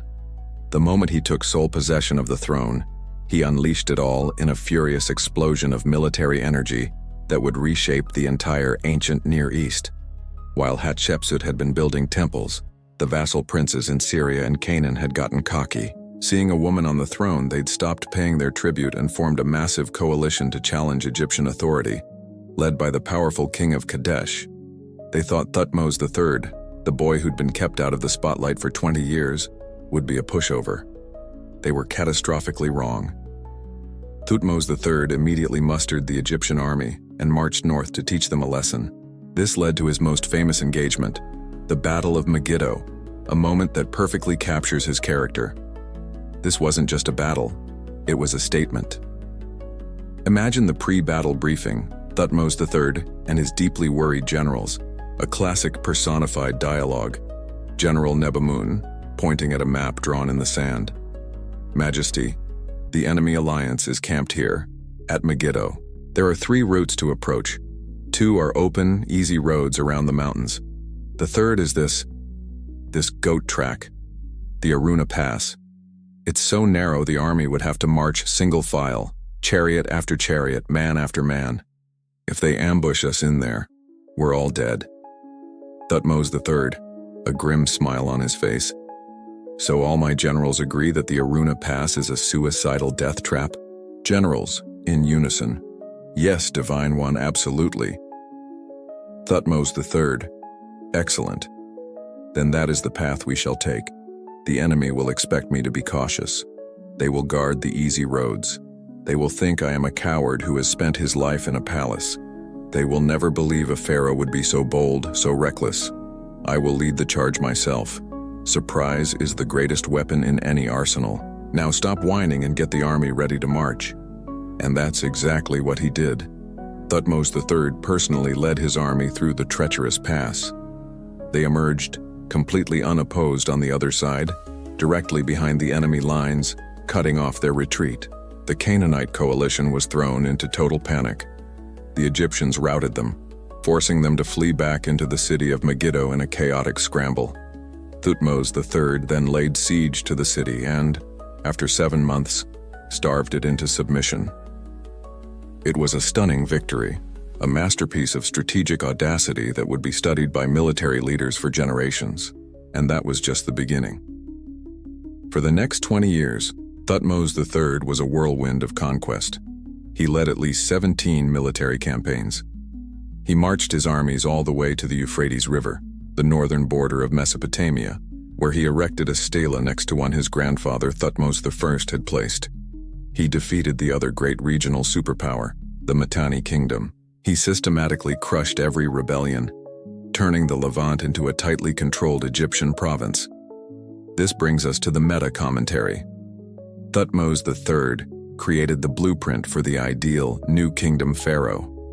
He was the Napoleon of ancient Egypt, an unparalleled military genius who transformed his kingdom into a true empire. His reign marks the absolute zenith of Egyptian power and influence, but his model was based on relentless perpetual warfare. Every year, the pharaoh was expected to march out, collect tribute, and smash any hint of rebellion. The vast wealth, gold, silver, timber, cattle, and thousands of enslaved people that flowed back to Egypt from these campaigns fueled an unprecedented boom in temple construction, most famously at Karnak in Thebes. He established a cycle. War funds the temples, and the temples create propaganda that glorifies the king and the war. He became a legend, and every pharaoh who followed him would live in his shadow, desperately trying to be the next great Thutmose. The kid who had been sidelined by his stepmother had finally proven his point, and in doing so, he had forged an empire. We've just seen Thutmose III, the Napoleon of Egypt, carve out a massive empire in a 2-decade-long fit of military rage. He became the ultimate archetype of the New Kingdom warrior pharaoh. But his hyper-aggressive reign was a direct reaction to the 22 years that came before it, a period he and his successors would later try to literally erase from history. They went back to the temples and monuments and painstakingly chiseled out the name and image of his predecessor. So, who was this ruler so powerful that they could hold a future conqueror at bay for 2 decades, and so unconventional that a later king felt the need to delete them from reality? It was his aunt and stepmother, the brilliant, audacious, and utterly groundbreaking Pharaoh Hatshepsut. Let's rewind. Pharaoh Thutmose II dies, leaving the throne to a toddler, Thutmose III. Hatshepsut, the boy's aunt, and the late king's great royal wife, is named regent. This was normal. What was not normal is what she did next. After a few years of ruling from behind the scenes, Hatshepsut made a power move of epic proportions. She wasn't content to be the puppet master. She declared herself the main event. She adopted the full 5-fold titulary of a king of Egypt, was crowned pharaoh, and began a co-regency, where she was very clearly the senior partner, and her stepson was the junior one. This was a political minefield. Egyptian royal ideology was deeply, fundamentally patriarchal. The king was the living Horus, the mighty bull, the son of Ra. The entire cosmic order depended on a male monarch. A woman ruling as king was, to the conservative elite, a contradiction in terms, a potential disruption to Ma'at. So how did she pull it off? Through a PR campaign so brilliant, so audacious, it's a wonder it worked. She didn't try to change the rules of kingship. She just wrote herself into them using divine Sharpie. First, she needed to explain why she, a woman, had a better claim to the throne than her stepson. So she concocted the perfect origin story, the divine birth. On the walls of her stunning mortuary temple at Deir el-Bahari, she had artists carve a magnificent story in stone. It depicts the king of the gods, Amun-Ra, deciding he wants to create the next ruler of Egypt. He disguises himself as her father, Pharaoh Thutmose I, enters the chambers of her mother, Queen Ahmose, and, well, father's Hatshepsut. She wasn't just the daughter of a king, she was the divinely conceived hand-picked daughter of the most powerful god in the pantheon. This was a theological trump card. How could anyone argue with the direct expressed will of Amun-Ra himself? The planning session for this masterful piece of propaganda must have been something else. Here's our personified dialogue between Hatshepsut and her chief architect and closest advisor, the brilliant Senenmut. Senenmut. Your Majesty, the transition from great royal wife to king of Upper and Lower Egypt is going. The court is playing along, but the old priests keep grumbling about tradition. They say a king needs a king's anatomy. Hatshepsut. Tradition is a story we tell ourselves, Senenmut, so we shall tell a better story. A bigger one. Forget the mortal succession for a moment. We're going straight to the divine source code. We will make it known that my father was not Thutmose I, but the god Amun himself. Senenmut, spitting out his wine. The god Amun? As in, he came down to the palace and... Hatshepsut. Precisely. We'll carve it for everyone to see. The whole glorious affair. It elevates me beyond petty questions of gender and inheritance. My stepson is the son of a king. I am the daughter of a god. Let's see the priests argue with that logic. To further cement her rule within the traditional framework, she had herself depicted with all the trappings of a male king. In statues and reliefs, she wears the Kepresh war crown, the royal kilt, and even the iconic false beard. This wasn't a denial of her gender. It was a savvy political move. She was signaling to the world that she was occupying the office of king, and this was the uniform that came with the job. With her position secure, her reign was the polar opposite of what her stepson's would be. Instead of war and conquest, she focused on peace, prosperity, and architecture. Her greatest achievement was a legendary trade expedition to the fabled land of Punt, a mysterious, wealthy kingdom somewhere on the coast of Africa. Her ships returned laden with gold, ivory, exotic animals, and most importantly, live myrrh trees, which she had planted in the courtyards of her temple. It was a massive economic and diplomatic triumph. This is the meta-commentary. Hatshepsut's reign is one of the most fascinating case studies in power. Trapped in a rigid patriarchal system, she didn't try to shatter it, she cleverly manipulated it from within. She understood that in Egypt, power came from controlling the ideological narrative. So she crafted a narrative of divine birth and presented herself in the traditional male guise of kingship, all while ruling in a distinctly non-traditional way. She was a political genius who proved a woman could not only rule Egypt, but could usher in an era of peace and wealth that rivaled any of her male predecessors. She was, in modern terms, the ultimate girl boss, who didn't just break the glass ceiling. She carved her divine right to be there on it in exquisite bas-relief.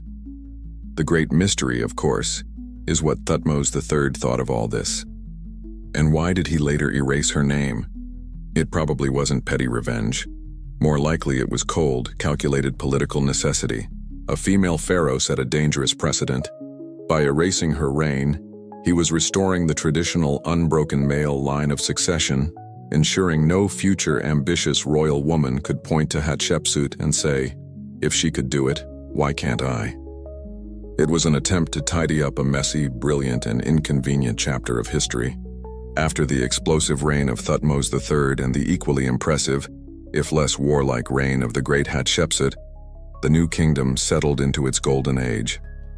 Egypt was an undisputed superpower, fabulously wealthy and culturally dominant. The empire reached its absolute peak of luxury and international prestige under Amenhotep III, a pharaoh who was less of a warrior and more of a Gilded Age tycoon. He was a prolific builder, a master diplomat, and he presided over a court so opulent it would make a Roman emperor blush. Egypt was swimming in Nubian gold. Tribute flowed in from the vast Asiatic empire, and everything was, for all intents and purposes, perfect. The political and religious system had been running smoothly for 1,500 years.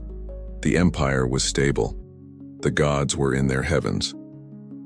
And then Amenhotep III's son came to the throne, and he decided to set the entire thing on fire.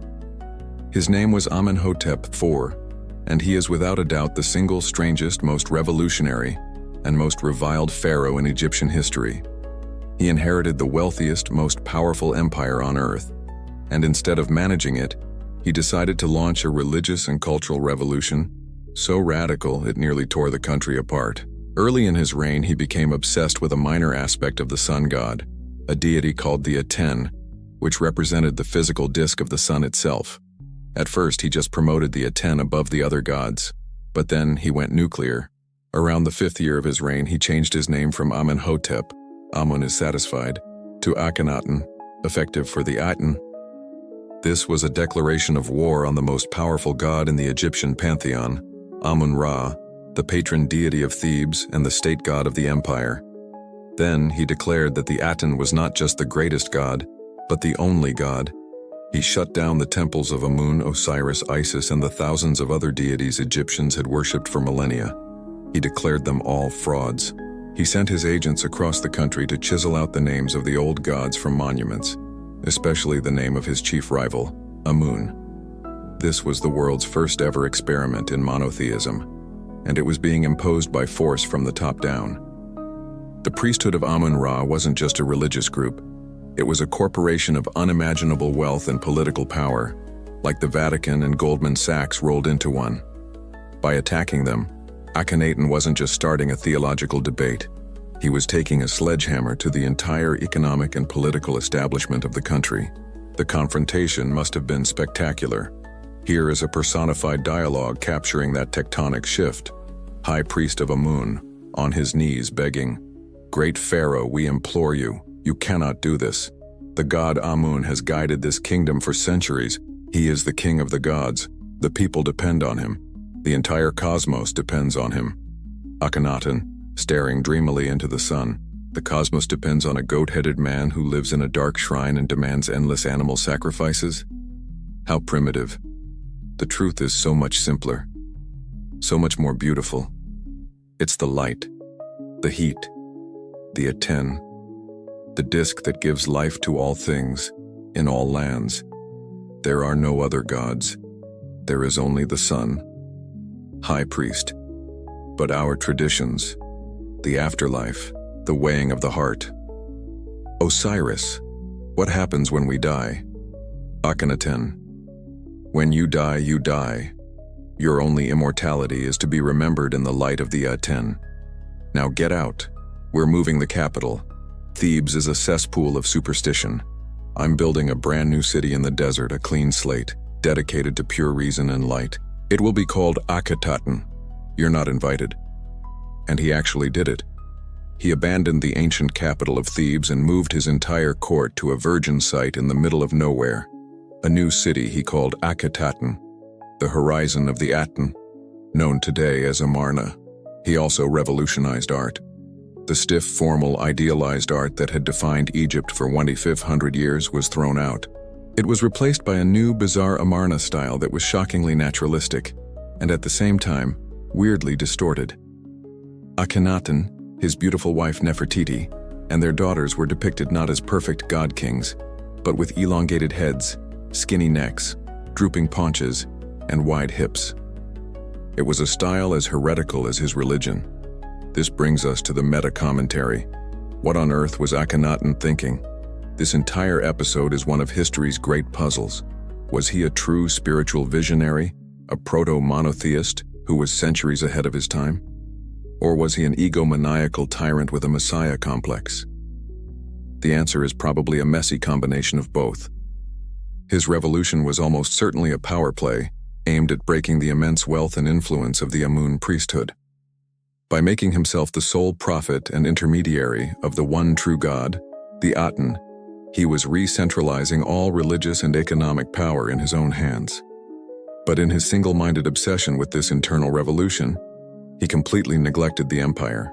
The famous Amarna letters, a trove of diplomatic tablets found at his ruined city, are full of desperate pleas from vassal kings in the Levant.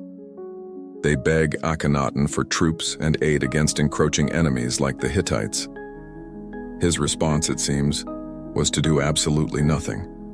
He was too busy composing hymns to the sun. He was a religious fanatic who inherited an empire and treated it like a distraction from his art project. And the people of Egypt hated it. Akhenaten's religious revolution was an unmitigated disaster.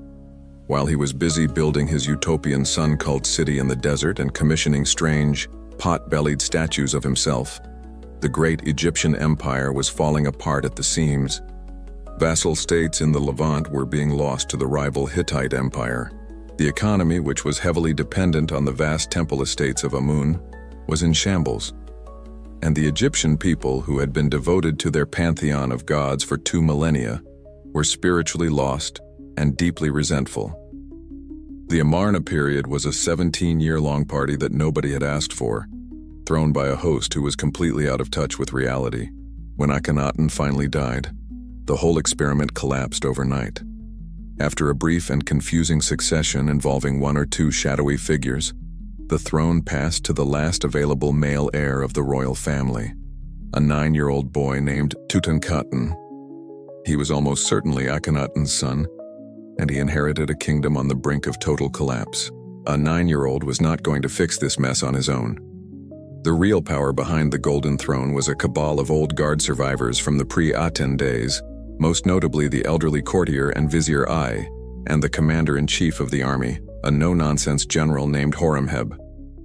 These men had weathered the storm of Akhenaten's heresy, and they saw their chance to seize control and steer the ship of state back to sanity.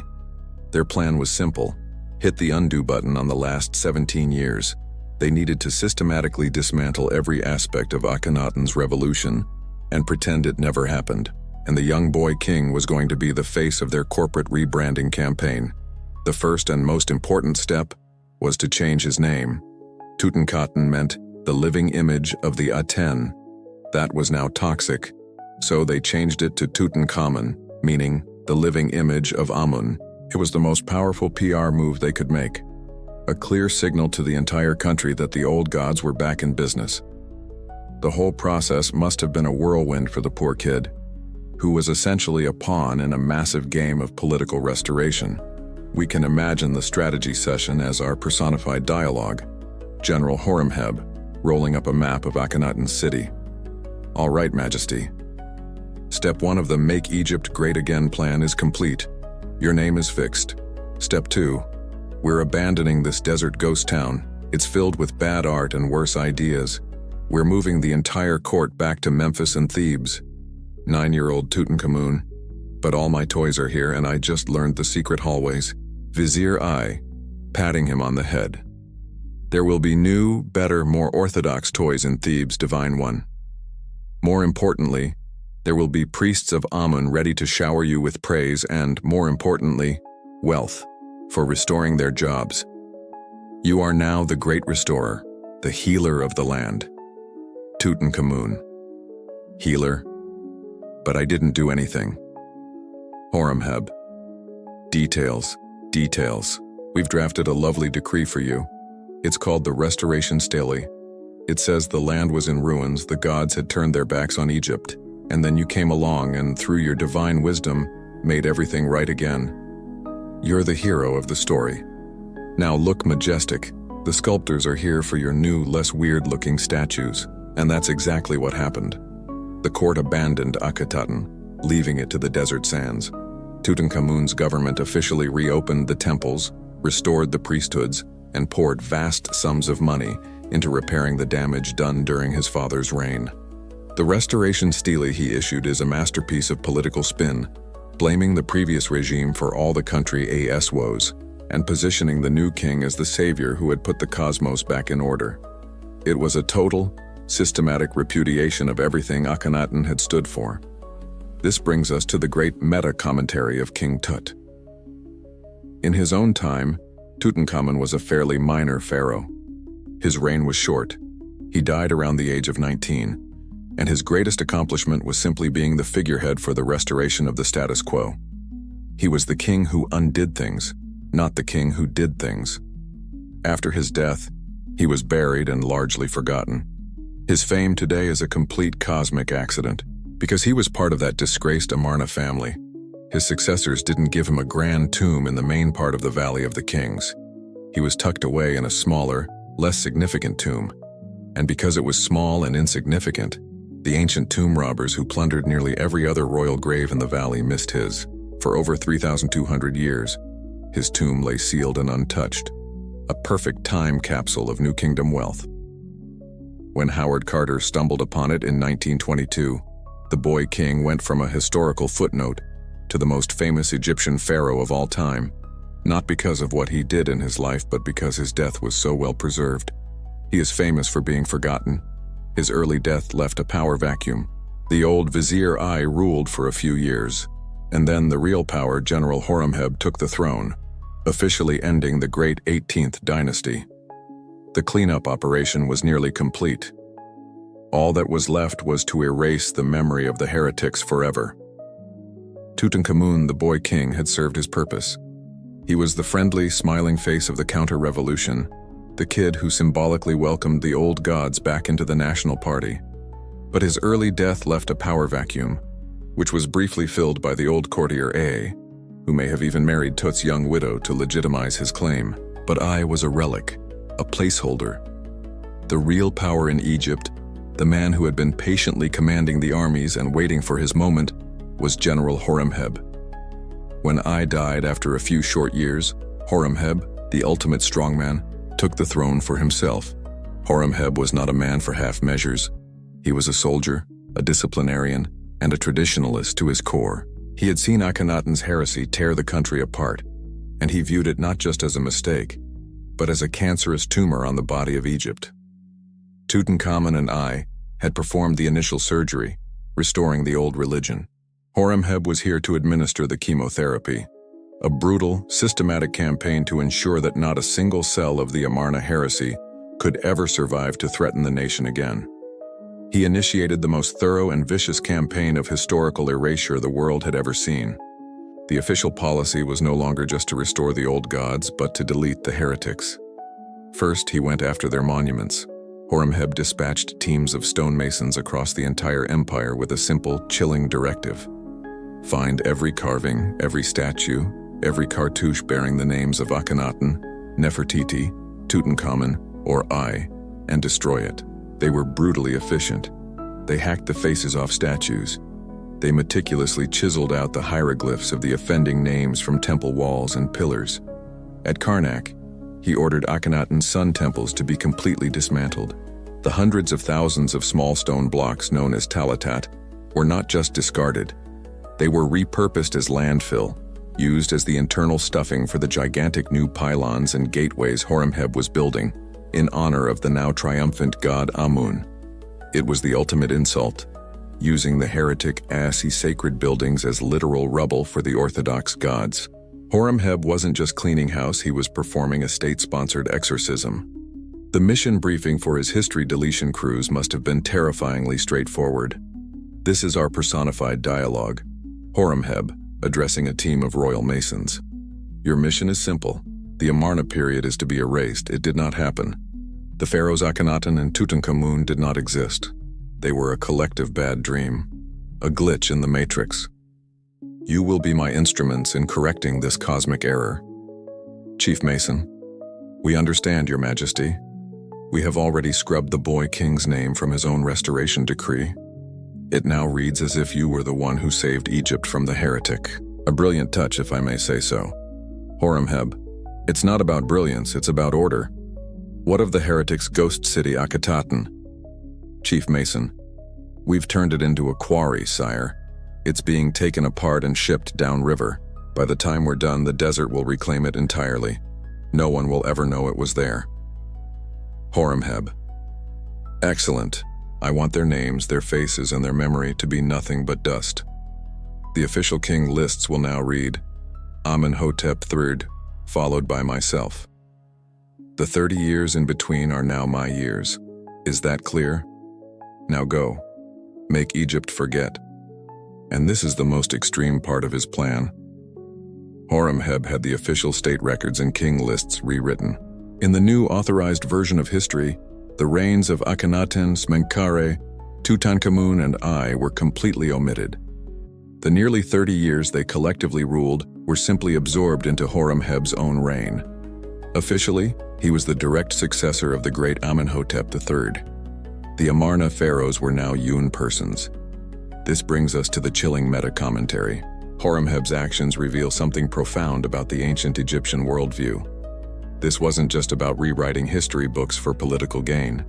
In their belief system, your name and your image were essential components of your eternal existence. To be remembered was to live on in the afterlife. To have your name and image destroyed was to be damned. To suffer a second and final death in the underworld. To be erased from the cosmos itself. Horemheb was committing retroactive spiritual genocide. He was attempting to reach back in time and obliterate the very souls of his predecessors. It was a terrifyingly thorough effort to control not just the past, but eternity itself. And the most shocking part? For 3,000 years it almost worked. The names of Akhenaten and Tutankhamun vanished from human knowledge until archaeologists in the 19th and 20th centuries began to literally piece their story back together from the rubble. Horemheb was also a great reformer. He issued a great edict that cracked down on corruption, reformed the courts, and reorganized the military, stabilizing the country after decades of neglect. Having no son of his own, he chose his successor carefully, an old army buddy, a vizier and general named Paramesu. Horemheb made him his heir, and upon Horemheb's death, this man would take the throne as Ramesses Wern, founding the 19th dynasty and kicking off the final bombastic era of New Kingdom glory. The Amarna wound had been cauterized. General Horemheb had successfully scrubbed the hard drive of Egyptian history, deleting the Amarna heretics and restoring order with an iron fist. By choosing a fellow general, Ramesses I, as his successor, he ensured that Egypt would be led by a new dynasty of tough, military-minded traditionalists. This new 19th dynasty, the Ramessides, was determined to reclaim the glory of the empire's peak under Thutmose III, and to finally deal with their great rival, the Hittite Empire, which had been gobbling up Egyptian territory in Syria. Ramesses' son, Seti I, was a formidable warrior pharaoh. He led successful campaigns in the Levant, reconquered key territories, and began the process of restoring Egypt's battered international prestige. He was the competent, serious opening act, and he was followed by the undisputed headliner, the main event, the king whose ego was so vast it could be seen from space. His son, Ramesses II, better known to history as Ramesses the Great. Ramesses II ruled Egypt for an astonishing 67 years. He was not just a pharaoh, he was a phenomenon. He was the ancient world's greatest showman, a master of propaganda, and a builder on a scale not seen since the pyramids. His entire reign was essentially one long, incredibly expensive, and wildly successful branding campaign for himself. And the centerpiece of this campaign, the event he would use to define his legacy, was a battle that, by any objective measure, was a complete tactical screw-up. Early in his reign, around 1274 BCE, the young and ambitious Ramesses decided he would succeed where his father had failed, and recapture the strategic fortress city of Kadesh in Syria from the Hittites. He mustered a colossal army of some 20,000 men, divided into 4 divisions named after the gods Amun, Ra, Ptah, and Seth, and marched north. The Hittite king, Muwatalli II, was waiting for him with an even larger force, hidden behind the city. What followed was a masterclass in how to walk into an obvious trap. As Ramesses approached Kadesh, his soldiers captured 2 local nomads who claimed to be deserters from the Hittite army. They told Ramesses exactly what he wanted to hear, that the Hittite army was terrified of the mighty Pharaoh and had retreated 100 miles north. Ramesses, his ego fully engaged, believed them without question. He immediately ordered his own division, the Amun division, to charge ahead and set up camp just outside the city, leaving the other 3 divisions dangerously far behind. It was then that the real Hittite trap sprang. The deserters were plants. The entire Hittite army, including a force of over 2,500 elite chariots, was hiding just over the ridge. They swarmed out, smashed into the flank of the 2nd Egyptian division, the Ra division, as it was marching, and then crashed directly into Ramesses's unprepared camp. Chaos erupted. The Egyptian lines shattered. The camp was overrun. Ramesses was cut off, surrounded and facing certain death or capture. And it is at this moment that history ends and propaganda begins. According to the story Ramesses would spend the rest of his life telling, he, alone and abandoned, prayed to the god Amun, who filled him with superhuman strength. He then single-handedly jumped into his chariot, charged the enemy 6 times, and drove thousands of Hittite chariots into the river, holding them off by himself until reinforcements finally arrived. The battle ultimately ended in a bloody stalemate. Both sides were mauled, and Ramesses was forced to retreat without capturing Kadesh. He returned to Egypt and declared it the greatest victory in the history of warfare. Let's imagine the post-battle spin session with his vizier, our personified dialogue. Vizier Pacer, frantically sorting through reports. Majesty, the Ra division was annihilated. The camp was lost. We were saved only by the chance arrival of our reinforcements. By any military standard, this was a catastrophic failure. Ramesses, too, already posing for the future carving. Failure? Pacer, you're missing the big picture. Forget the details, focus on the narrative. A young king betrayed, surrounded, abandoned by his own troops. He calls upon his divine father Amun and is transformed into a living god of war. He by himself defeats the vile Asiatic horde. It's perfect, it's beautiful. It's the story they will tell for 1,000 years. Vizier, but we didn't even take the city. We're marching home with nothing. Ramesses, we are marching home with something far more valuable than a city, Pacer. We are marching home with a legend, my legend. Now get the sculptors ready, and tell them to make my biceps at least 50% bigger. And that's exactly what he did. This brings us to the meta-commentary. Ramesses too is the great because he was the greatest marketing genius who ever lived. He understood that history is written by the victors, but more importantly, it's written by the people with the most chisels. He had his highly embellished first-person account of the Battle of Kadesh, known as the Poem of Pentar, carved in colossal scale on the walls of no fewer than 8 major temples, including Luxor Karnak Abydos, and his own gigantic mortuary temple, the Ramesseum. You literally could not walk through a major religious center in Egypt without seeing a 100-foot-tall version of Ramesses single-handedly winning the war. He turned a military blunder into the cornerstone of his divine action hero persona through sheer, relentless, unavoidable propaganda. His entire reign was a testament to the power of the personal brand. He usurped countless statues of earlier kings by carving his own name over theirs. He built more temples and colossal statues than anyone. He wasn't just ruling Egypt, he was curating it, turning the entire country into a museum dedicated to himself.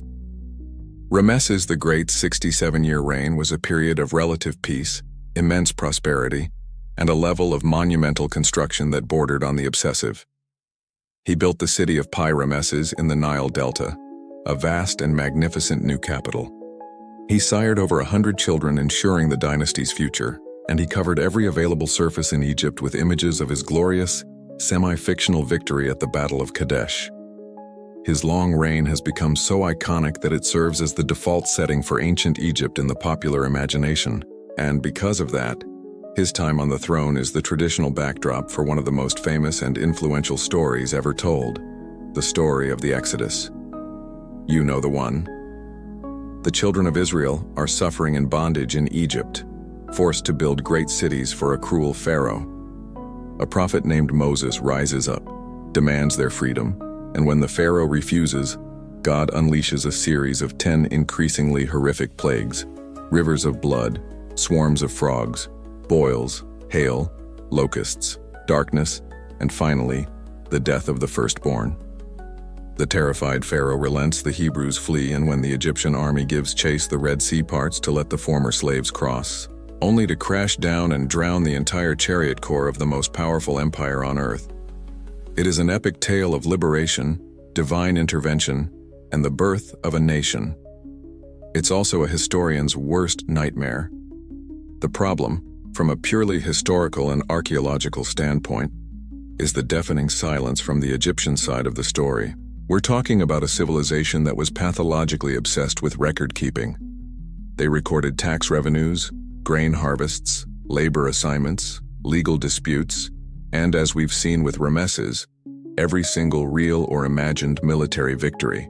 Yet in the vast treasure trove of Egyptian texts, from official royal annals to private letters, there is not one single solitary mention of any of the events described in the Book of Exodus. There's no mention of a massive population of Hebrew slaves, no mention of a series of ecological disasters that would have crippled the entire country, and most glaringly, there is absolutely no mention of the entire elite fighting force of the Egyptian army being wiped out in a single, catastrophic event.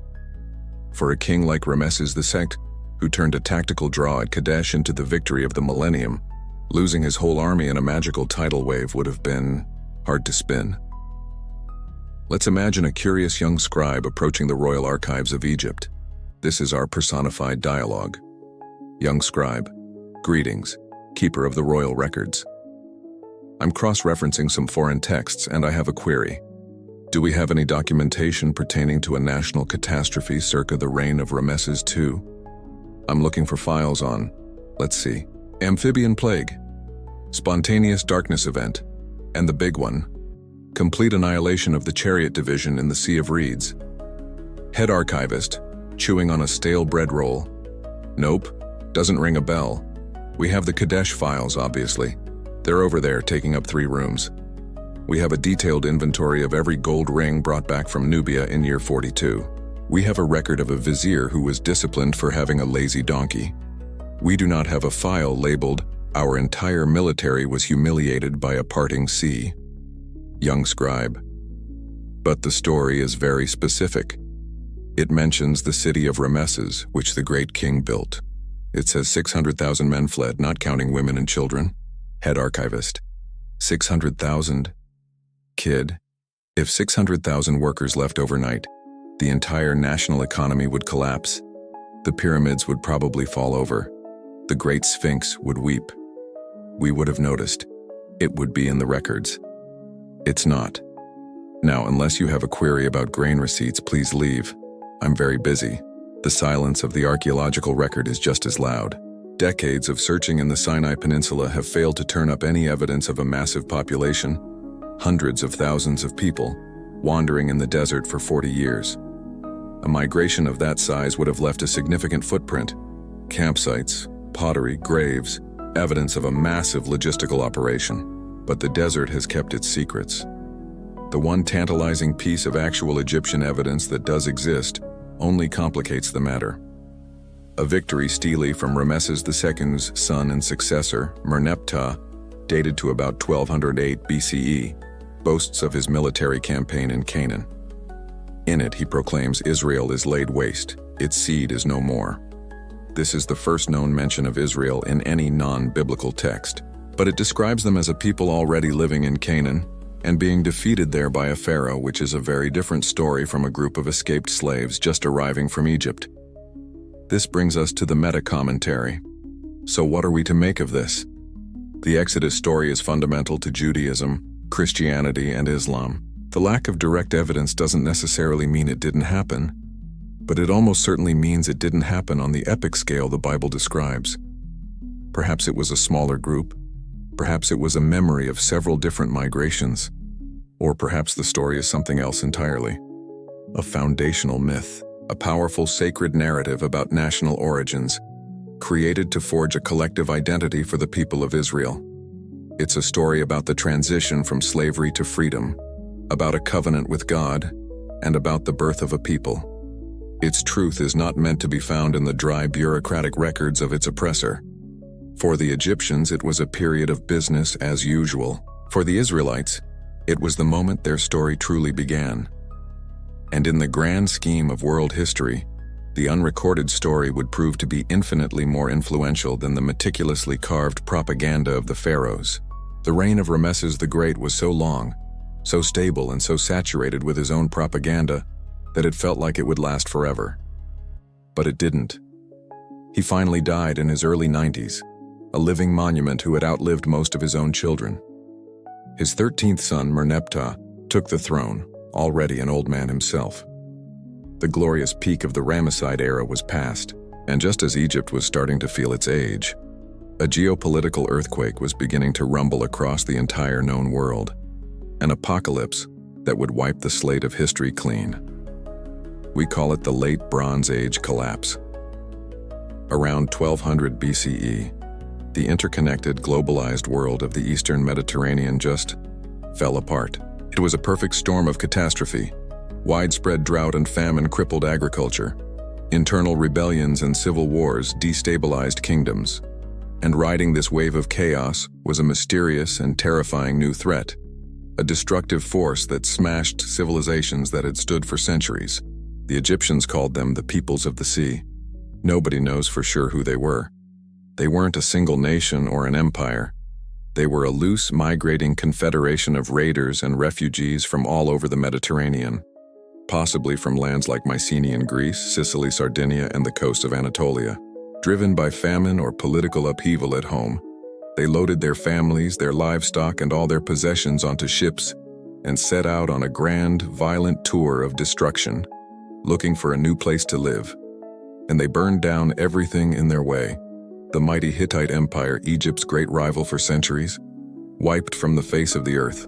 The great trading city of Ugarit in Syria burned to the ground, its clay tablets baking in the flames that destroyed it.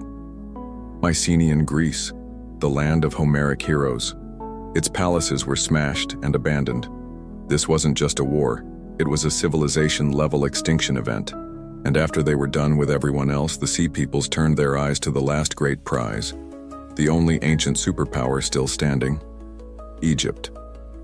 Egypt got its first taste of this new threat under Pharaoh Merneptah, who successfully fought off a combined invasion of Libyans and a contingent of Sea Peoples in the Western Delta. But that was just the appetizer. A generation later, during the reign of Pharaoh Ramesses III of the new 20th dynasty, the main course arrived. The full, terrifying horde of the Sea Peoples, having already destroyed the Hittites, advanced on Egypt by both land and sea. The reports coming into the Egyptian court must have sounded like something out of a nightmare.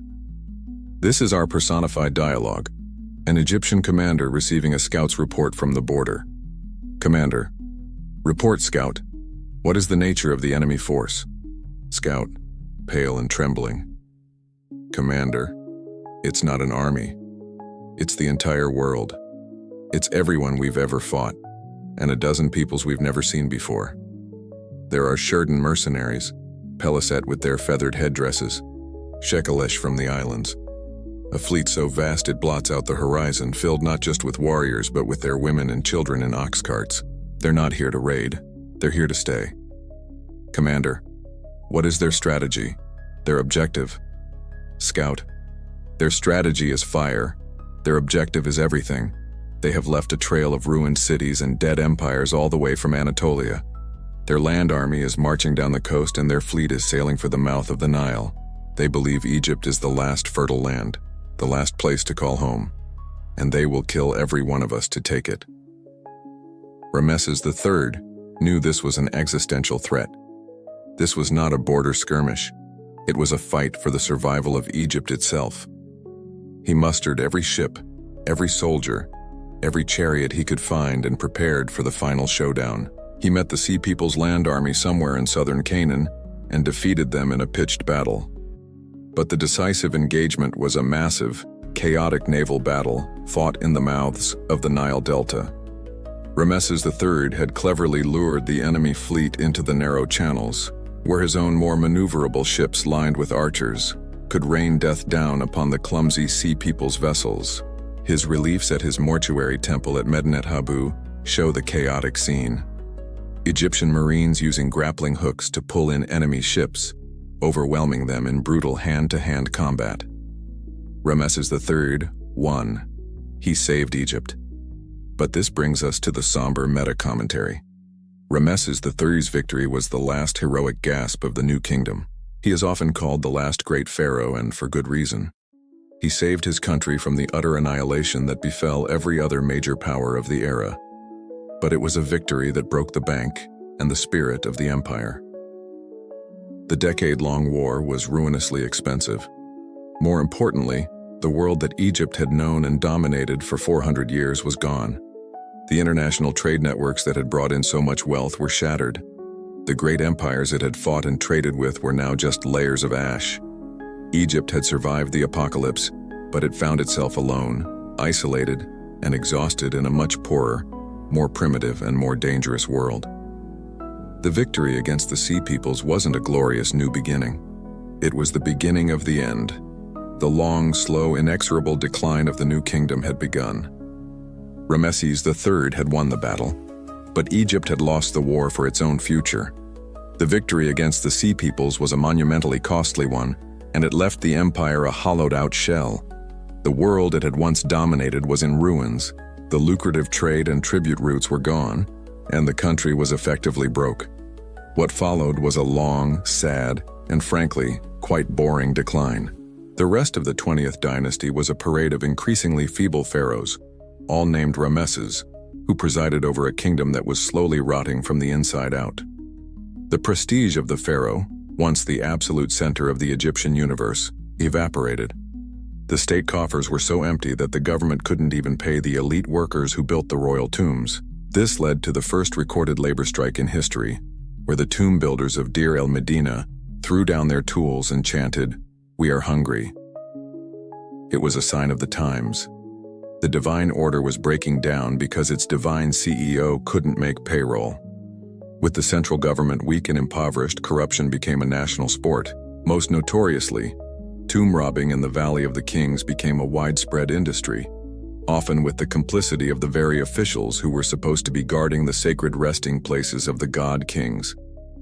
As the pharaoh's power faded, another power grew to fill the void. The high priests of the god Amun at Thebes, already fabulously wealthy, became the de facto rulers of southern Egypt. They controlled vast tracts of land, commanded their own private armies, and passed their titles from father to son. The high priest was now a king in all but name. By the end of the reign of the last pharaoh of the New Kingdom, Ramesses X, around 1069 BCE, the fiction of a unified state was finally dropped. Egypt, for the third time in its long history, officially fell apart. Welcome to the Third Intermediate Period, the breakup album that nobody wanted. This time, the split was different. There was no grand civil war, no clear-cut North versus South conflict. It was more of a weary, mutual agreement to go their separate ways. A new dynasty of kings, the 21st, established themselves in the delta city of Tanis. They were the official pharaohs, but their actual power barely extended south of their own city limits. The south, meanwhile, was run as a virtual theocracy by the high priests of Amun at Thebes. The country was now a fractured duplex, with two different landlords who barely spoke to each other. This awkward coexistence is best captured in this personified dialogue between the two power centers. Pharaoh in Tanis, sending a letter via a very slow boat. To my esteemed colleague, the high priest of Amun. A gentle reminder that I am the divine Horus, lord of the two lands, and it would be really super if you sent some of the gods' gold north. We're building a very nice new temple here, for Amun. So, it's for you, really. High priest in Thebes, using the letter as a coaster. Tell the gentleman in the north that the god Amun is perfectly happy with his gold staying right here in his primary residence of Thebes. If the lord of the two lands needs money, perhaps he should ask the Libyans who seem to be running his army and half his government. Pharaoh in Tanis. That is an outrageous slur. We are in complete control. High priest in Thebes. Of course you are. Now if you'll excuse me, I have to go rebury the mummies of Ramesses the Great, and Seti because your corrupt northern officials can't even guard a tomb properly. We'll handle things down here. You just keep being Pharaoh-ish. The high priest wasn't wrong about the Libyans. A new power was rising from within. For generations, Libyan tribesmen, particularly the Meshwesh, had been settled in the delta, first as prisoners of war, then as mercenaries and farmers. They adopted Egyptian culture but kept their own tribal names and loyalties. Over the centuries, they rose through the ranks of the army, becoming powerful generals and local princes. Eventually, they were the real power in the north. Around 945 BCE, a powerful Libyan military commander named Shoshenq Rewind decided to stop pretending. He took the throne for himself, founding the 22nd dynasty. Egypt was now ruled by pharaohs of Libyan descent. And that's the meta-commentary on this third exhausting breakup.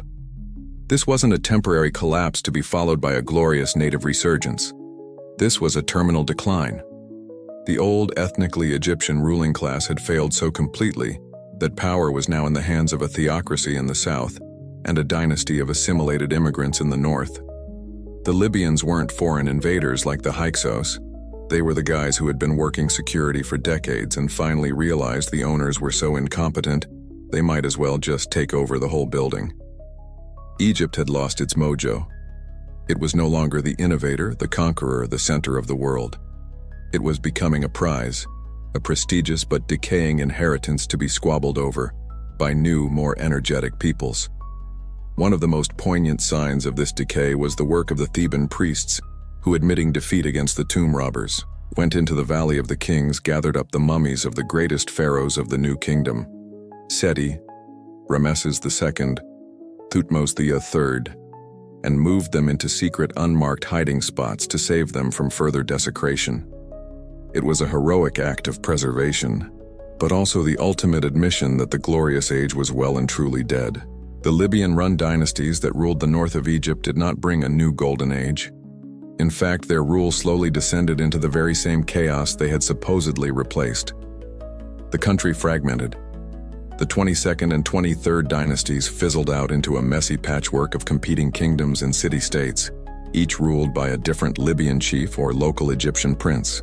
The great unified nation of the pharaohs was now a chaotic political landscape, a collection of squabbling warlords who all claimed grand titles, but controlled very little. Egypt was weak, divided, and spiritually bankrupt. And down south, somebody was watching this dumpster fire with growing disapproval. For centuries, while Egypt had been rising and falling, the Nubian kingdom of Kush had been quietly rebuilding. With its capital at Napata, near the holy mountain of Gebel Barkal, the Kushite kingdom had become a major power in its own right. But they were a strange kind of power. Having been thoroughly colonized and Egyptianized during the New Kingdom, they were now the most fervent, passionate defenders of traditional Egyptian culture. They worshipped Amun with a fiery piety. They wrote in hieroglyphs. They saw themselves not as a separate people, but as the true preservers of the Egyptian way of life, which the barbaric Libyan rulers in the north had corrupted. They were the superfans who had come to believe they were the real deal. Around 744 BCE, the Kushite king Piye decided he'd had enough. He looked north and saw the sacred land of his god Amun being defiled by petty kings, so he launched one of the most unusual invasions in history. It wasn't a war of conquest for gold or territory. It was, in his eyes, a holy crusade to restore order and piety to the two lands. He saw himself as the divinely appointed savior of Egypt. He gathered his formidable army, sailed north, and began the systematic process of cleaning house. His campaign, which he documented in glorious detail on a massive victory stela, was a mix of military action and religious pilgrimage. City after city in Egypt surrendered to him, recognizing him as the righteous new leader. A coalition of the northern Libyan kings, led by a prince of the Delta named Tefnukt, tried to resist, but Piye's disciplined and highly motivated army crushed them. The stela is a remarkable document full of Piye's own voice, his righteous anger at the northern kings for letting their prize horses starve, his pious refusal to meet with the defeated kings because they were uncircumcised and had eaten fish, an abomination to him, and his ultimate triumph as the acknowledged lord of a reunified Egypt. This strange confrontation between the pious foreigner and the decadent native rulers is best imagined in our personified dialogue. Defeated Delta Prince Tefnacht. All right, you've won. I submit to your authority, great king of Kush. Just, what exactly do you want from us? More taxes? Our cities? King Paye, looking utterly disgusted. What do I want? I want to know why you have allowed the land of the gods to descend into this chaos. I have seen the temples of Amun neglected. I have seen your armies led by fat, impious men, and your horses. You let your prize stallions stand in their stalls and starve. Have you no shame? Tefnacht. The horses? We're in the middle of a civil war and you're worried about the horses. Pa. A man who neglects his horses is a man who neglects his duty to the gods. I am not here to rule like you. I am here as the instrument of Amun to cleanse this land. Egypt will be united. It will be pious. It will be strong again. And the horses will be well fed. This I swear. Pa returned to his capital in Nubia, but he and his successors, his brother Shabaka and the great pharaoh Taharka, would rule Egypt as the 25th dynasty. They are known as the Kushite or Nubian pharaohs, the Black Pharaohs, and their reign was a remarkable period of revival. They didn't impose a foreign culture on Egypt. Instead, they did the opposite. They sponsored a renaissance of classical Egyptian art and architecture, deliberately copying the styles of the Old and Middle Kingdoms. They built and restored temples throughout the land, and in their homeland of Nubia, they began building their own pyramids again for the first time in over 800 years. Small, steeply angled, and utterly beautiful. And that is the incredible meta-commentary of this era. This was a reverse colonization. For more than a millennium, Egypt had dominated, exploited, and culturally assimilated its southern neighbors in Nubia. And now the former colony was coming back to save the colonizer from itself. The Kushite pharaohs saw themselves as more Egyptian than the Libyans and Egyptians they were ruling. They were ideological purists, revivalists who believed they had been chosen by the god Amun to restore Egypt to its former glory. It's as if, centuries from now, a group of obsessive American Revolutionary War reenactors from Ohio, disgusted with the state of modern England, decided to invade and restore the monarchy. It was a bizarre, pious, and surprisingly successful attempt to turn back the clock. Under pharaohs like Taharka, the Egyptian empire, for a brief, flickering moment, was reborn, stretching from deep in Sudan all the way to the gates of Jerusalem. But this newfound strength would attract the attention of a new, terrifyingly brutal superpower that was rising in the east. The Kushite pharaohs of the 25th dynasty had achieved the impossible. They had reversed the decline, reunified the two lands, and sparked a brilliant renaissance of classical Egyptian culture. Under the great Taharka, the Nile Valley was united and strong again, its influence stretching from deep in Nubia all the way back into Palestine and Syria. But in doing so, they inadvertently painted a giant target on their own backs. By re-entering the world of international politics, Egypt came face to face with the new undisputed heavyweight champion of the ancient world, a Mesopotamian military machine of unprecedented brutality and efficiency, the Neo-Assyrian Empire. The Assyrians were, to put it mildly, not nice people. Their entire state was a weapon, forged for conquest and fueled by terror. They had iron weapons which shattered the bronze swords of their enemies. They had perfected siege warfare, with massive engines and sappers who could bring down any wall. And their official state policy was one of calculated frightfulness. Mass deportations, public flayings, and pyramids of severed heads were their calling cards. They were the terrifying bullies of the ancient world, and they were building the largest empire the world had yet seen. And Kushite-controlled Egypt was now standing in their way. The clash was inevitable. The Assyrian king Esarhaddon invaded Egypt, and for years the formidable Taharka fought him off in a bloody back-and-forth war. But the Assyrians were relentless, and their technological edge was decisive. Esarhaddon's son, the infamous Ashurbanipal, launched a final overwhelming invasion.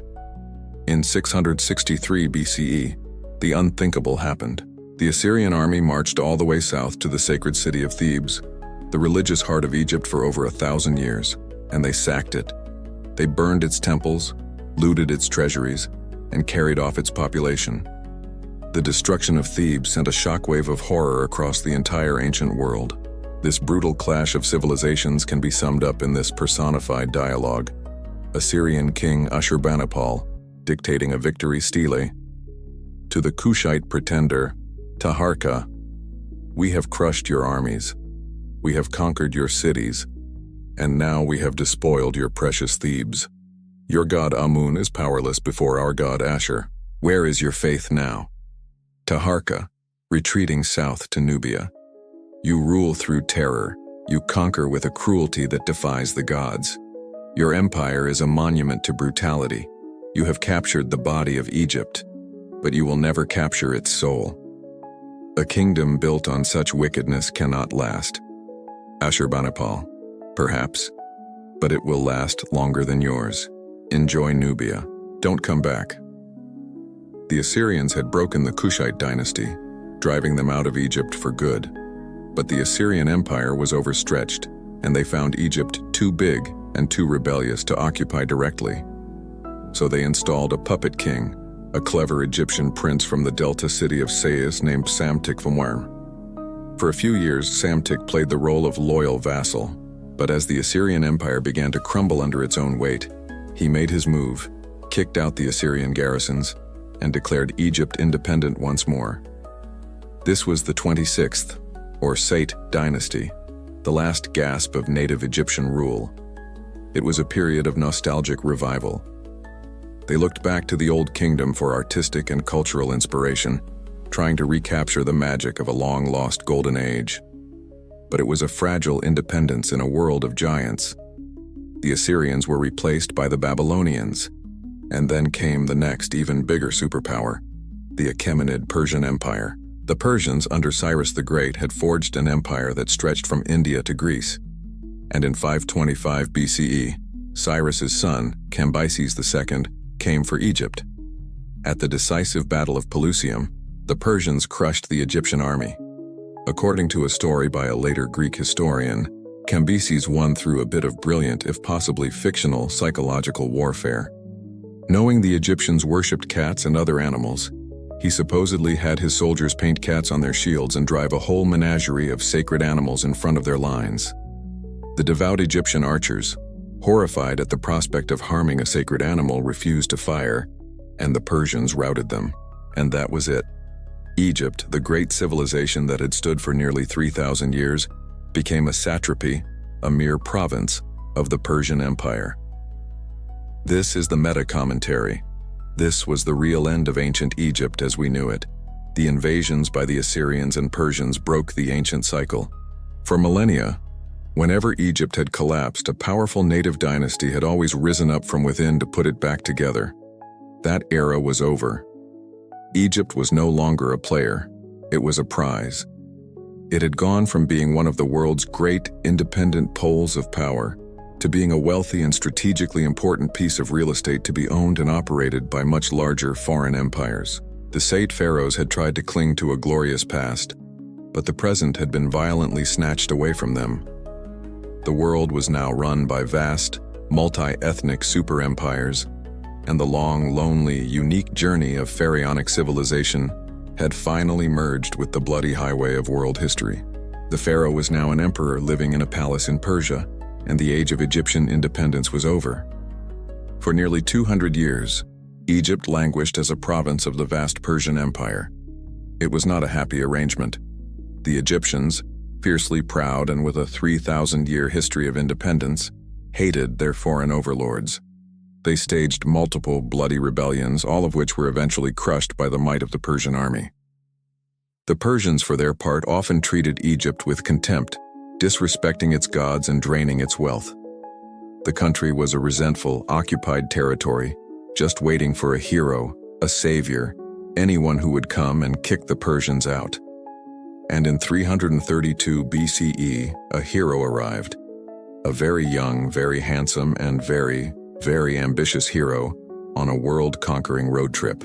His name was Alexander the Great. Alexander, the boy wonder king of Macedon, was in the middle of his legendary campaign to dismantle the Persian Empire piece by piece. After winning a decisive victory against the Persian king Darius III at the Battle of Issus, he decided to take a detour. Instead of chasing Darius into the heart of Persia, he turned his army south, towards Egypt. The Persian governor in charge of Egypt, a man named Mazakis, had heard the news. He knew that Alexander's army was an unstoppable juggernaut, and that his own forces stood no chance. So he did the sensible thing. When Alexander arrived at the Egyptian border, Mazakis surrendered the entire country without a single drop of blood being shed. He literally handed Alexander the keys to the kingdom. The people of Egypt were ecstatic. They didn't see Alexander as another foreign conqueror. They saw him as a liberator. The enemy of their enemy was their friend, and this particular friend happened to be the most famous and successful general on the planet. Alexander entered the ancient capital of Memphis not as a conqueror, but as a hero, welcomed by cheering crowds. And Alexander, who was a genuine history nerd and a huge admirer of Egyptian culture, played the part perfectly. This wasn't a conquest. It was a fanboy tour. He made the traditional offerings to the Apis bull and the other Egyptian gods, showing his deep respect for their ancient traditions. He was charming, he was respectful, and he wasn't Persian. The Egyptians loved him, but the real masterstroke of his visit was his next move. He decided to make a dangerous pilgrimage deep into the unforgiving Libyan desert to visit the remote oasis of Siwa. Siwa was home to the most famous oracle in the ancient world, the oracle of the god Amun, whom Alexander's own people, the Greeks, equated with their own king of the gods, Zeus. After a grueling journey, Alexander entered the inner sanctum of the temple alone to ask the oracle his questions. When he emerged, the high priest greeted him not just as a king, but as the son of Amun. He had been officially recognized by the god himself as the legitimate divine pharaoh of Egypt. This divine adoption, which Alexander found perfectly reasonable, is best captured in our personified dialogue. High priest of Amun, bowing deeply. The god has spoken. Hail Alexander, pharaoh of Upper and Lower Egypt. Hail son of Amun, your divinity is confirmed. You are the chosen one destined to rule. Alexander the Great, brushing some desert sand off his shoulder. Son of Amun, you say? My ancestor is Achilles, who was the son of a goddess, so I suppose this was always on the cards. It feels right. Has a nice ring to it, I accept. High priest, the people of Egypt rejoice. You have freed us from the Persian yoke. What is your first command as our divine ruler? Alexander, right. First, find a nice spot on the coast. I'm going to found a new city, the greatest city in the world. It will have a library with every book ever written. We will call it Alexandria. Simple, elegant. Now, I have to be off. Darius isn't going to defeat himself. You guys are in charge until I get back. Try not to mess things up. And with that, his work in Egypt was done. Before leaving to continue his conquest of Persia, he personally laid out the grid plan for his new city, Alexandria, which would indeed become the intellectual and cultural capital of the entire Hellenistic world. He appointed a governor, then marched out of Egypt, never to return. He died in Babylon 9 years later, having conquered most of the known world. This brings us to the meta-commentary. Alexander's conquest of Egypt was a watershed moment. It was the beginning of the end of the purely pharaonic civilization and the start of something new, Hellenistic Egypt. Alexander wasn't just a conqueror, he was a cultural force of nature. By embracing the role of pharaoh and being declared the son of an Egyptian god, he masterfully wove himself into the ancient tapestry of Egyptian tradition. But he was also a Greek, and he brought with him Greek language, Greek philosophy, and Greek culture. He didn't erase Egyptian culture, he layered a new Greek operating system on top of it. This fusion created a vibrant, dynamic, and incredibly influential new civilization that would dominate the Eastern Mediterranean for the next 300 years. Alexander's brief, bloodless fanboy tour of Egypt wasn't just a chapter in its history, it was the beginning of its final spectacular act. And as soon as he died, his top generals, like a pack of wolves, would descend upon his massive, leaderless empire. And the fight for the greatest prize of all, the rich, ancient land of Egypt, was about to begin. Alexander the Great, the divine son of Amun, died in Babylon without naming a clear heir. The result was the ancient world's biggest and messiest corporate breakup. His top generals, a collection of ambitious, battle-hardened alpha males known as the Diadochi or successors, immediately began a 40-year-long cage match to carve up his enormous empire. While some generals fought for control of the whole prize, one of them, a shrewd and cautious Macedonian named Ptolemy, had a much smarter plan. He knew that the single most valuable and, more importantly, most defensible part of the empire was Egypt. It was rich, overflowing with grain, and protected on all sides by deserts and the sea. Ptolemy made a beeline for Egypt, secured it with his troops, and then, in a move of pure Machiavellian genius, he pulled off the heist of the century. He hijacked Alexander the Great's funeral cortege, which was carrying the conqueror's divinely preserved body back to Macedonia for burial. Ptolemy stole the corpse of his deified former boss and brought it to Egypt. This was a masterstroke of propaganda. By possessing the founder's body, he was positioning himself as Alexander's true and legitimate successor. He was no longer just a general, he was the custodian of a god. This was the beginning of the Ptolemaic dynasty, the final, longest, and by far the most dysfunctional dynasty ever to rule Egypt. For the next 300 years, this one Greek Macedonian family would rule as pharaohs. They were brilliant, they were patrons of the arts and sciences, and they were, without exception, a complete and total mess as a family. They established a new capital at Alexandria, which they turned into the glittering intellectual and cultural center of the world, complete with the legendary Great Library and the towering Pharaohs lighthouse. In Alexandria, they were Greek kings. They spoke Greek, promoted Greek culture, and lived in Hellenistic splendor. But outside the capital, to their millions of native Egyptian subjects, they presented themselves as traditional pharaohs. They built and restored Egyptian temples, had themselves depicted in the old artistic style, and declared themselves to be living gods on earth. To maintain their royal bloodline and emulate the traditions of the earlier pharaohs, they adopted the practice of sibling marriage. Brothers married sisters, uncles married nieces. The result was not a pure bloodline, but a 300-year-long high-stakes soap opera fueled by incest, paranoia, and a seemingly endless supply of poison. The Ptolemaic family tree is less a tree and more a tangled, venomous vine of betrayal and murder. It was a non-stop parade of brothers poisoning brothers, sisters exiling sisters, and mothers plotting against sons. Imagine a Ptolemaic family therapy session. This would be our personified dialogue, Egyptian priest, serving as a therapist. So let's welcome King Ptolemy Tuathin and his sister wife Cleopatra Thinth. Your Majesties, you say you're having disagreements with your daughter, Berenice IV. Ptolemy Thunthe. Disagreements? The girl staged a coup while I was out of town and declared herself queen. She kicked me out of my own kingdom. What kind of filial piety is that? Cleopatra Thinth. And now you've come back with a Roman army to take the throne back, and you've had her executed. Don't you think that's a bit of an overreaction, dear brother husband? Ptolemy the Phrynthian. It's called good parenting. She needed to learn a lesson about respecting her father-uncle. Now, if you'll excuse me, I need to go arrange the marriage of my other two children, Cleopatra and Ptolemy the XIII. I'm sure they'll get along just wonderfully and won't try to murder each other at all. This cycle of familial backstabbing became the defining feature of the dynasty. Ptolemy IV supposedly murdered his brother, sister, and mother. Ptolemy VIII got into a vicious civil war with his sister wife, so he murdered their son and allegedly sent the dismembered body parts to her as a birthday gift. It was chaos. This brings us to the meta-commentary. The Ptolemaic dynasty was a paradox. On one hand, they presided over a period of incredible intellectual achievement. The Alexandria they built was the New York City of its day, a vibrant melting pot where the greatest minds of the age like Euclid and Archimedes came to work. The Rosetta Stone, the key that unlocked the hieroglyphs, was a product of their reign.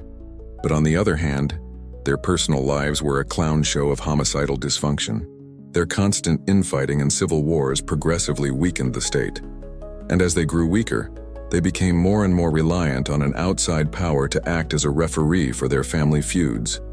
The rising new superpower in the West, Rome, Every time a Ptolemaic sibling tried to overthrow another, they'd appeal to the Roman Senate for help, borrowing Roman money and legions to secure their own power. They were slowly, stupidly, selling their kingdom's sovereignty to pay for their family drama. The last Ptolemies weren't really independent rulers, they were client monarchs, puppets of Rome. They had turned their great kingdom, inherited from Alexander, into a dysfunctional protectorate, ripe for the taking. And the last, most famous, and most brilliant of their line was about to play the final desperate hand against the might of Rome itself. The Ptolemaic dynasty was in a death spiral, and the last pharaoh of Egypt, a young, brilliant, and ferociously ambitious woman named Cleopatra VII, inherited the throne at the heart of this storm. She was immediately locked in a vicious civil war with her younger brother and co-ruler, Ptolemy III. As was now tradition, both sides appealed to Rome to mediate, which really meant they were asking the school bully to decide which one of them got to be head prefect. And the biggest bully of them all, the Roman general Julius Caesar, was on his way. Caesar wasn't coming to sightsee.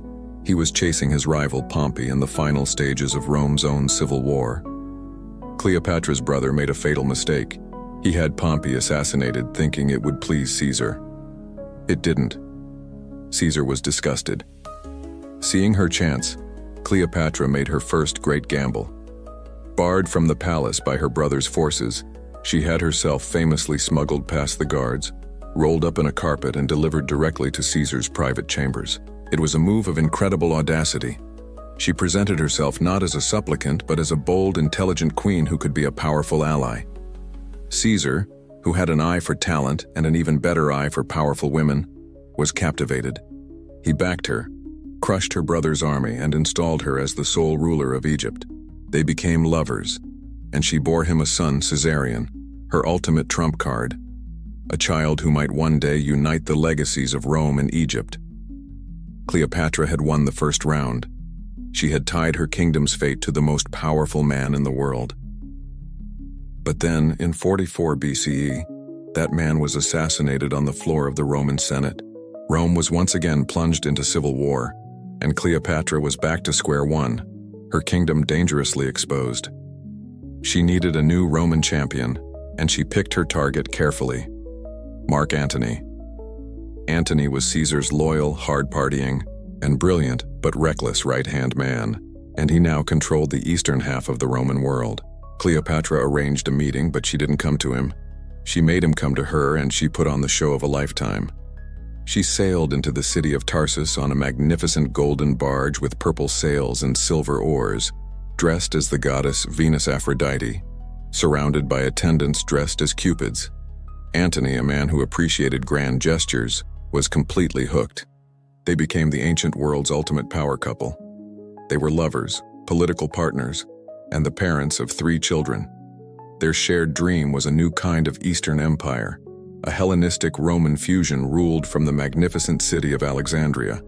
But back in Rome, their alliance was being spun into a scandal by Antony's chief rival, Caesar's cold, calculating, and ruthlessly clever great-nephew, Octavian. Octavian painted Antony as a decadent, un-Roman traitor, bewitched by a foreign sorceress who wanted to rule the world.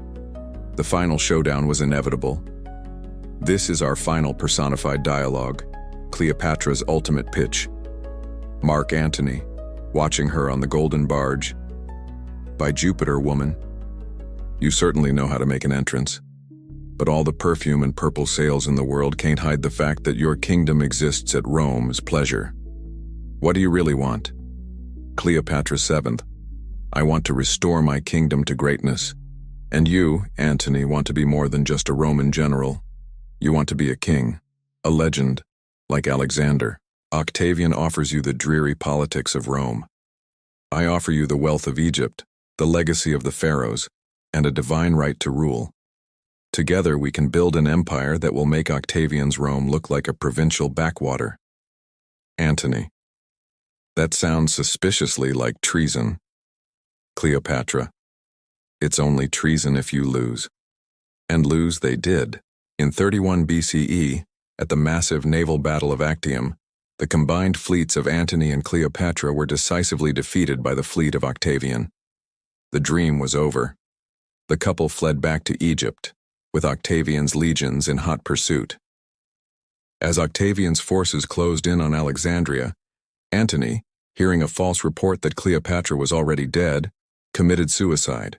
Cleopatra, now truly alone, her kingdom lost, held one final meeting with Octavian. He was unmoved. She knew her fate was to be captured and paraded through the streets of Rome in chains as the prize of his victory. She would not allow it. She locked herself in her tomb and, according to legend, committed suicide by the venomous bite of an asp, smuggled to her in a basket of figs.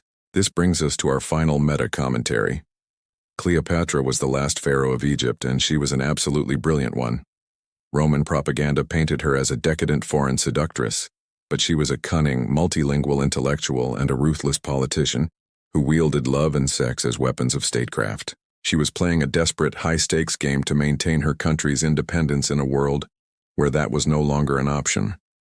She bet on Caesar, and he was assassinated. She bet on Antony, and he was defeated. She played a losing hand with more skill and style than anyone had a right to expect. Her death was not just the end of a life. It was the end of an era. It was the end of the Ptolemaic dynasty, the end of the Hellenistic age, and the final, definitive end of the 3,000-year-old civilization of the Pharaohs. Octavian, soon to be Emperor Augustus, didn't set up a new puppet king. He annexed Egypt as his own personal property, the private breadbasket of the Roman emperors. The story was over. And so, the grand, chaotic, 3,000-year-long story of ancient Egypt ended not with a bang, but with a snakebite and the stroke of a Roman pen. Look, we've just compressed 3 millennia of history into a single sitting, so if you're writing a dissertation on Middle Kingdom pottery, please, for the love of Osiris, use a textbook. But I hope you'll agree our version was way more fun. This has been a very quick guide to ancient Egypt, where gods had animal heads and pharaohs loved giant triangles. If you enjoyed this wild ride, hit that subscribe button and let us know in the comments what other historical mess you'd like us to oversimplify next. The 30 Years' War? The War of the Roses? The more dysfunctional, the better. And that's how that whole mess went down. Until next time, don't invade Russia in the winter.